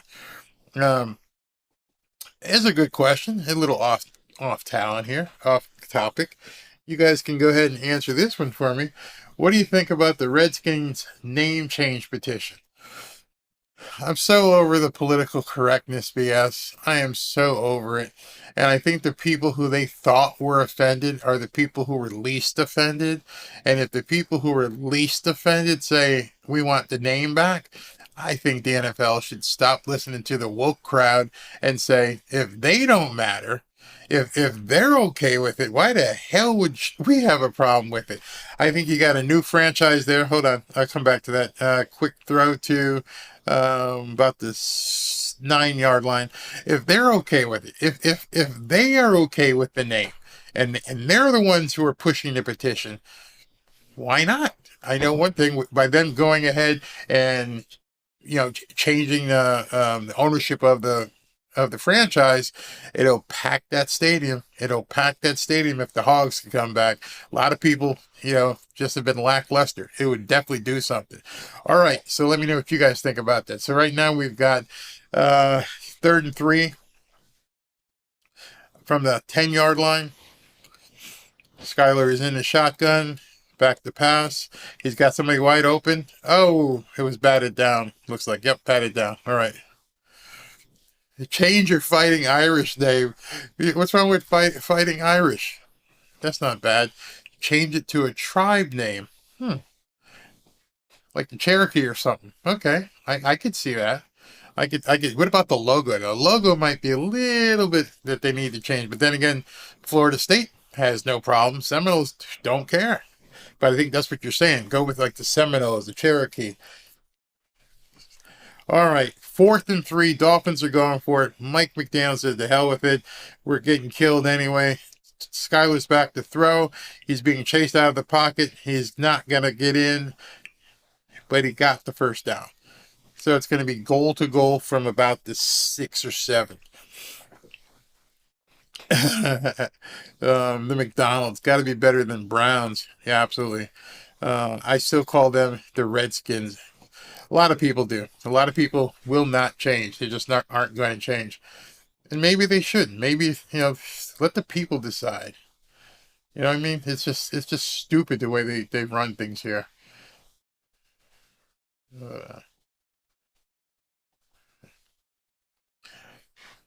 Man, you guys watching this Brooks kid? Are you watching this Brooks kid continue to use his legs and drive? I mean, it's really, really impressive. It's really impressive.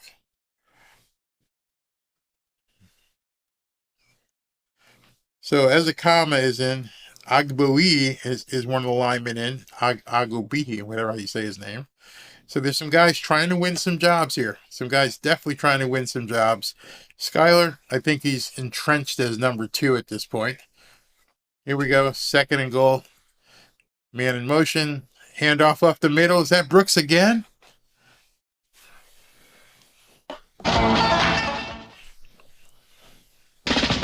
Miami has the Dolphins, the greatest football team. We take the ball from goal to goal like no one's ever seen. We're in the air, we're on the ground, we're always in control. And when you say Miami, you're talking Super Bowl, 'cause we're the Miami Dolphins, Miami Dolphins, Miami Dolphins #1. Yes, we're the Miami Dolphins, Miami Dolphins, Miami Dolphins #1.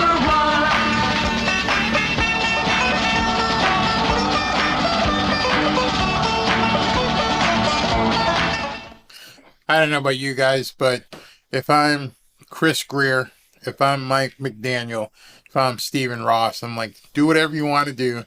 This kid, Chris Brooks, stays. Period. Chris Brooks stays. Do whatever you want to do with the other guys. Chris Brooks stays. Undrafted free agent, which is another plus in his cap, feather in his cap, is that you're not going to have to pay this kid anything. You got him locked in for 3, 4, 5 years. You're not going to have to pay him. And look how he's playing. Look how he's playing. And where do I get a Brooks jersey? You're absolutely right. I see him. I see that spammer. I'm on him. I'm on him. Let me go ahead and just chop his knees off here. And boom, gone. All right. Yeah, Chris Brooks. I don't know if you guys feel the same way, but if there's anything we learned from this game, I think you learned that Chris Brooks is a player. Chris Brooks is a guy you got to keep on this team. Absolutely. The keepers that you learned about today, the keepers are Tua, Hill, Waddle, and Chris Brooks. Absolutely. So actually, there's 2 things we learned today from watching this game. You got to keep Chris Brooks. That's a no-brainer. And the other no-brainer is you got to pay Christian Wilkins. I don't think you have any other things that you learn from this game is that Christian Wilkins has to get paid, and you got to keep Chris Brooks. Oh, and I guess you could say that Mike White was a waste of money. That Skylar Thompson is your QB too. That's what I would take away from this. Yeah, definitely he's got to make this team.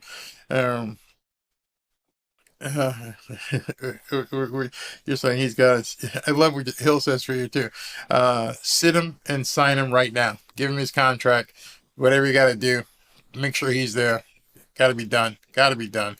Can they find an undrafted free agent center? Maybe. Oh, Messi scored already. So I guess you're saying Messi. Wait a minute. Where is that? Messi and Brooks scored about the same time.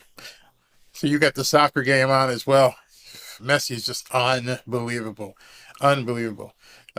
Stephen Apito says, I agree. We got to keep Brooks. That's the only thing I've seen redeeming from this game. I don't think I can really, again, obviously you got to sign Christian Wilkins, but in terms of the people who played, that's it. Chris Brooks. That's the answer right here. And you have to pay him nothing, basically. Washington Redskins joke. Woke is a joke. Wow. You would, let me say this. White's a cut? Nah, they're paying him too much money. Tyreek's talking to the guy right now. Pay those linemen. Yeah, I can do that. Where did Brooks go to school? I'm not sure. I know he's undrafted. I'm not sure where he went to school, but he's definitely a player. Definitely got to make the team. Yeah, Brooks has been a bright spot on this team for sure. Absolutely. So they're at the 30-yard line, just running the clock out, just running. If it can change name from Commanders to Warhogs. Brooke went to BYU. Thank you very much for that information. Brooks went to BYU, which was probably nobody saw him out there. Interesting. Good player. Thanks, Richard. You as well. You got that. BYU, Michael Austin, thank you very much for that. All right, so it's 2nd and 5. Hand it off again to their halfback. Gets nowhere. We got garbage time right now. John Ginn, you're absolutely right. We have fast. We need tough. Keep Brooks. Raheem Mostert, Jeff Wilson, Devon Achane, Chris Brooks, Myles Gaskin, you may be out, but you need to bring in Jonathan Taylor. Are people going to really be drooling over Jonathan Taylor for the next 10 days or whatever? I don't see it, man. I just don't. I don't see it. Yeah, exactly. BYU, that will be on a trivia question 20 years from now. Where did Chris Brooks go to school? AJ Johnson did play. Okay, somebody's asking, did AJ Johnson play? Yeah, I did see him on the field earlier. Pretty much uneventful, but he did indeed play. Let's see what we got here. Okay, so it's 1st and 10. This kid Rourke is back to pass, and he's going to get eaten up and sacked. I think this is Brandon Pilley. Who is that? No, I don't know who that is. Nice play. Aubrey Miller is still in the game. I see him playing out there. But this defensive lineman, he got double teamed and came through and made the sack. Another undrafted free agent. Nice play. But I don't think you want to put Achane on a PUP list because you won't be able to use him. I think if you put him on that list, he's going to be out for some time. So it's one of the things that the Dolphins are quite secretive about is injuries. We don't really know what's going on with Jalen Waddle. We don't really know what's going on with Devon Achane. So once you get into the season and they have to basically disclose injuries, and then they've got every single Tuesday and Wednesday, they got to put it up so everybody sees it. We're going to see some different things. You're just not going to hold guys out of practice, except Armstead. 3rd and 14, back to pass. He's throwing across the middle, no, out to the side, incomplete. So we're talking basic garbage time right now. Cam Smith actually did a breakup there. Remember, he got beat bad last time. So Chris Wheeler has a question here, and I'll let you guys answer it. So what are our chances against the Chargers in Week 1? The team we've seen tonight, or the team that could be playing against the Chargers? I think this team, if it plays to its potential, has a very good shot of beating the Chargers. The team that played tonight, not so much. Not so much. So we got a punt return. He's moving. Who is it? Nice moves. Nice moves out to about the 35-yard line. I mean, Justin Herbert and Trevor Lawrence, I don't think are much different in the type of player they are. I don't think their offense is much different. So it's a matter of will the defense show up? Will the defense show up to stop Justin Herbert? Conversely, will the offense be able to perform and execute? Will they be able to do extended drives and move the ball forward? So that's I can't give you a prediction because Mike McDaniel is obviously playing things close to the chest and not really sure what this team can do yet. You guys see that? Yeah. Okay, Elliot, you're absolutely right. I assume you mean the first team. If we play like we did tonight against the Chargers will have a field day. Justin Sherbert will have a field day. Yeah, it depends on how they show up. So let's assume for an instant, I'm not going to go into TD Finn's talk territory. Let's assume that Mike McDaniel was playing poker tonight and just wanted to see a couple things and didn't want to show the offense. Okay, let's go with that. Then the first game of the season, he's going to have all the players ready to go. Teron Armstead's going to be on the field. Jalen Waddle, Tyreek Hill. Not sure who the tight end will be, if they're going to even play a tight end. You got Robbie Chosen. Not sure who the 4 is going to be out there on the field. Alec Ingle will be out there. Everyone's out there. It's all going to be about whether or not they are ready to execute. So over the next 10 days, 15 days, whatever it is, the execution has to be on point. And Mike's got to install the playbook, make sure he's got the communication done, and he has no more opportunity to do that in a game-like situation. Yep, the practices will be closed, so he can do a lot more than he was doing when they had all those open practices and had people there. Now you're going to have your 53 guys, and at that point, you have to install the offense you intend to run against the Chargers. Right now, looks like you need a lot of work. I mean, it looks like it. You're saying that. Let me put this up here. Why is that not? Why is that not going up? Okay, let me see. Herbert will be on his ass more than a hooker. This will not happen again. I like the enthusiasm. I like the positive enthusiasm with nothing really to base it upon but hopium. But it is what it is. You know what I mean? Barrios as well. That's right. Forgot him. So, not sure. We're going to see what happens when we get to that point. But Mike Jeff with a nice comment here. And he says, you can't key on players. You got to rely on third and fourth guys. Interesting. Okay. All right. You know, when you guys say this kind of stuff, this drives me crazy. I don't even want to really debate it. Tua 400 plus yards, Hill 100 plus yards, defense 4 plus sacks, Miami dub. There's your parlay. Go for it, man. Throw some money down. Throw some money down on that. Is that Brooks again? I'm listening to the guys talking during the game. And even they sound a little reserved in what they're talking about. You're going to hear a lot of different stuff over the next 10 days because nobody's really going to know who's going to show up. I mean, let's be honest with each other. This team that played tonight will not beat the Chargers. It ain't going to happen. We don't need Jonathan Taylor. Looks like we got a starter making Wood Brooks. We need to make trades for good offensive linemen or sign some guys. Absolutely. Jeffrey, you're absolutely correct. This is where the rubber hits the road. Will the real Miami Dolphins stand up? Yeah, definitely got to see that.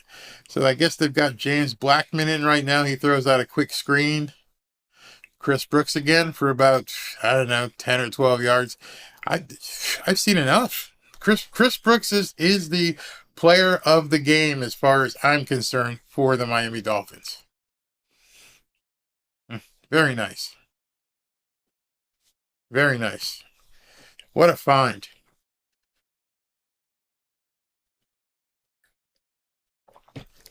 All right, so James Blackman is in at quarterback. Nice throw to Brooks. This guy's probably going to be a practice squad guy. He's looking to throw again. Right, connects right across the middle. Very nice. Very nice. I gotta like that. Yeah, that was Brooks again. Any word on Ahmed? No, they have not said anything about his condition, which is kind of concerning because I haven't even seen him come back on the field from the locker room at the half. So I'm not really sure. Yeah, that was Brooks again. Absolutely, that was Brooks again. All right, it's 3rd and 3. Guess who's going to get the ball? You got to believe. Nope, they're throwing it. There's a quick throw. Missed it. Oh, we got a penalty flag, so it's going to be probably... Ooh, he got hit hard. Who is that? Oh. He looks like he's out cold. Oh, boy. Oh, boy. He hasn't moved. Oh, boy. This is one of those bad ones. Oh, boy. Mike McDaniel, he hasn't moved his legs or his arms as of yet. Come on, buddy. Come on, man. Move. I hate seeing this. I hate seeing this. Yeah, so they're going to cut to a commercial. As of right now, that guy, what was number 87? That troubles me. When I played in high school, I watched the kid break his neck right in front of me.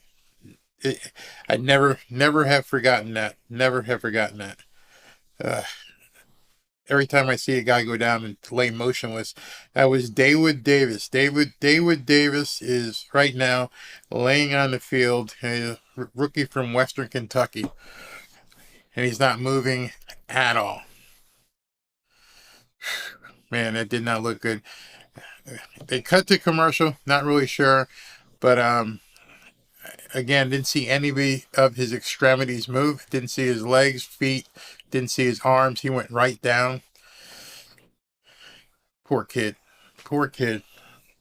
On a cheap play, too. That's David Davis. Yeah, I just looked up his number. David Davis, number 87.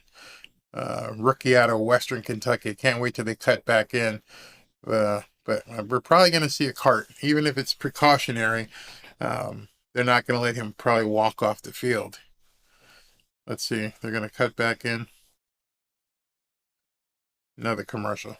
Keep running these damn commercials. I hate seeing guys get hurt like this. I hate seeing guys get hurt at all. But when you lay motionless and you don't move anything, I remember when I coached, I remember when I played, and I would just like move something, man, move something. So I knew, at least you weren't going to be stuck there. I hate seeing this. Let's see when we get back in. Another commercial. Let's see if when we get back in, if they're going to bring out the cart. Yeah, George. Oh, I always, before every game I ever played, I said the same thing. George says, yeah, they're bringing out the cart. Both teams are at the middle of the field. He's still down.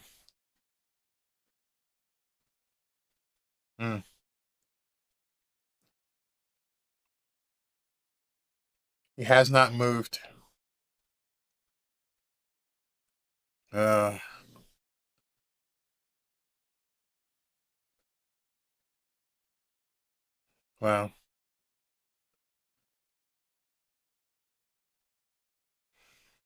Mm-hmm. And I see some of the guys taking a knee and praying. Even the guys on the Jaguars are kneeling down. You never want to see your opponent go down like this. If you're a praying person, go ahead and pray right now for this guy. He'll have some of the best medical assistants in the world. I mean, they're gonna go to another commercial. So this must be really bad. Tom Stockel, I ordinarily would say not to, but this is a preseason game, and I wouldn't be surprised if they called the game right now. There's nothing to glean from 8 minutes left in a preseason game that means nothing at this point. If you've already won the game, I wouldn't be surprised if they said, we're just going to call it. I heard them say it was a cheap shot. I haven't seen it, the replay of it, but man, yeah, I agree. They should call the game at this point. Just let the guys get on a plane, get to the hospital. He's still motionless. Not good at all. And when they keep going to commercials, yeah, no one likes this kind of injury. No, not at all. Not at all. This absolutely sucks. Wow. And of course, they're running commercial after commercial instead of, helping us see what's going on with this kid. I'd hate to have his career be over right now, but there's no way to speculate. You have no idea. It could be anything. Yeah, no, Raphael. I got a furniture commercial on mine. You got car commercial. Let's see what happens here. Now I got a car commercial.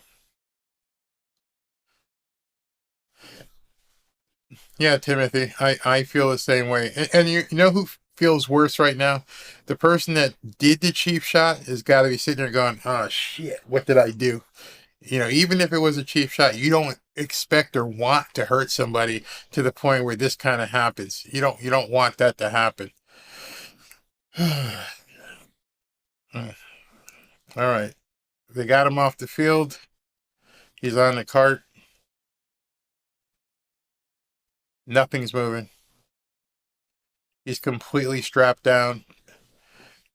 His hands aren't moving. His feet aren't moving. He's completely immobilized.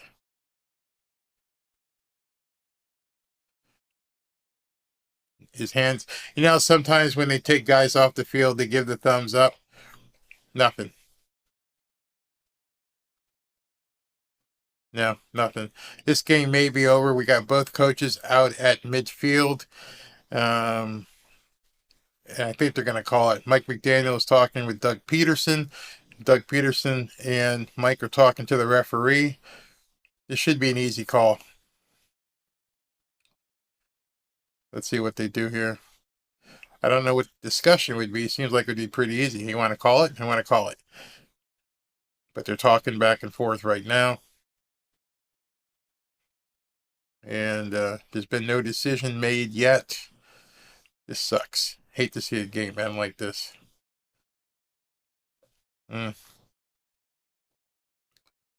Call it. I don't know what the discussion would be at this point.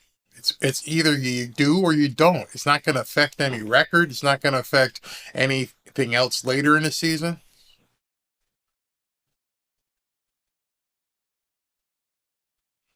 Maybe they're waiting for word from New York, from the NFL office. That may be what they're waiting for. They may have to get permission from the NFL. Let's see what they do. That's what I think they're doing. I think they're waiting for some sort of permission from the NFL office. The players, the two head coaches are standing out and talking to the referee, and everyone's like looking around like they don't know what decision to make. Mike McDaniel's heading back to the sidelines. Let's see what they do.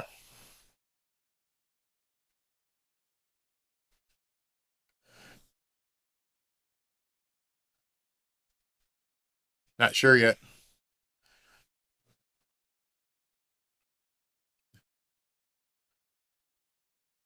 All right, so Christian Wilkins is the player rep for the Miami Dolphins. Mike McDaniel had to go get Christian Wilkins out on the field, so they probably have made the decision, okay? They need to get all their permission straight. This is some backdoor type, back behind the scenes type of football where there's levels to this decision. It's the coaches, players reps. Christian Wilkins is standing out there. And I'm sure someone has got the NFL office in their ear. It's a huge discussion. They got to talk about TV. Believe it or not, there's a lot to go on in this discussion. And so they've probably already made the decision to cancel it. They're just getting final approval from everybody. Wilkins is out there as the head players rep for the Miami Dolphins. Norman was Daewoo Davis, wide receiver out of Western Kentucky. What sucks is that the amount of time that they're taking here, the guys are all getting cold. I wouldn't want to go back out there now anyway. I've got to have to re-stretch and everything else. Think about it. It's probably been 10, 15 minutes since the guy got hurt. So everyone's conferring. Mike McDaniel doesn't look like he wants to play at all. At this point, you got to call it. These guys have been off the field for 15 minutes.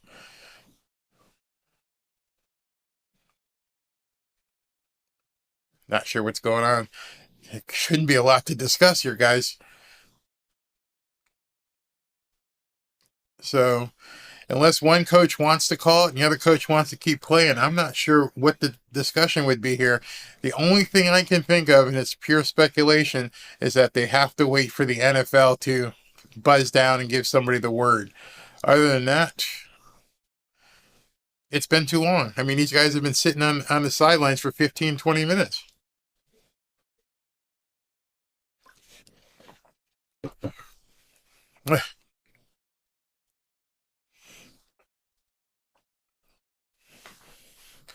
I don't think they want to play. It looks like Mike McDaniel says, I'm done. But don't know where we're getting the word from. New York, maybe? Somebody have to call Roger Goodell at dinner and say, hey, Roger, can we call this? Yeah, they're all listening to their headsets. So they're obviously applying. There must be some sort of application process. You have to submit it to the league office or something. Got to call it.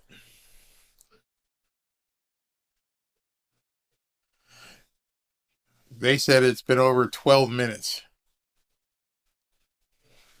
Yeah, Raphael, you're right. It does look like Mike McDaniel's a little upset. Didn't this just happen last week in a preseason game as well, where they had to call it? I mean, all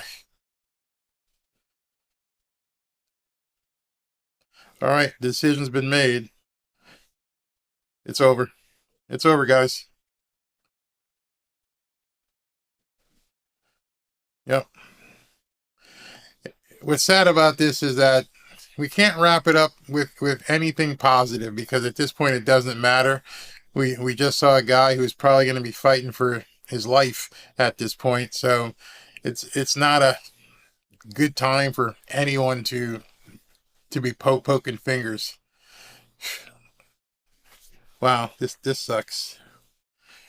It sucks for Daewoo Davis, and hopefully we'll get news tomorrow that the guy's going to be okay. But this was the thing to do. Guys, I wish this ended in a better way. I wish the score ended better.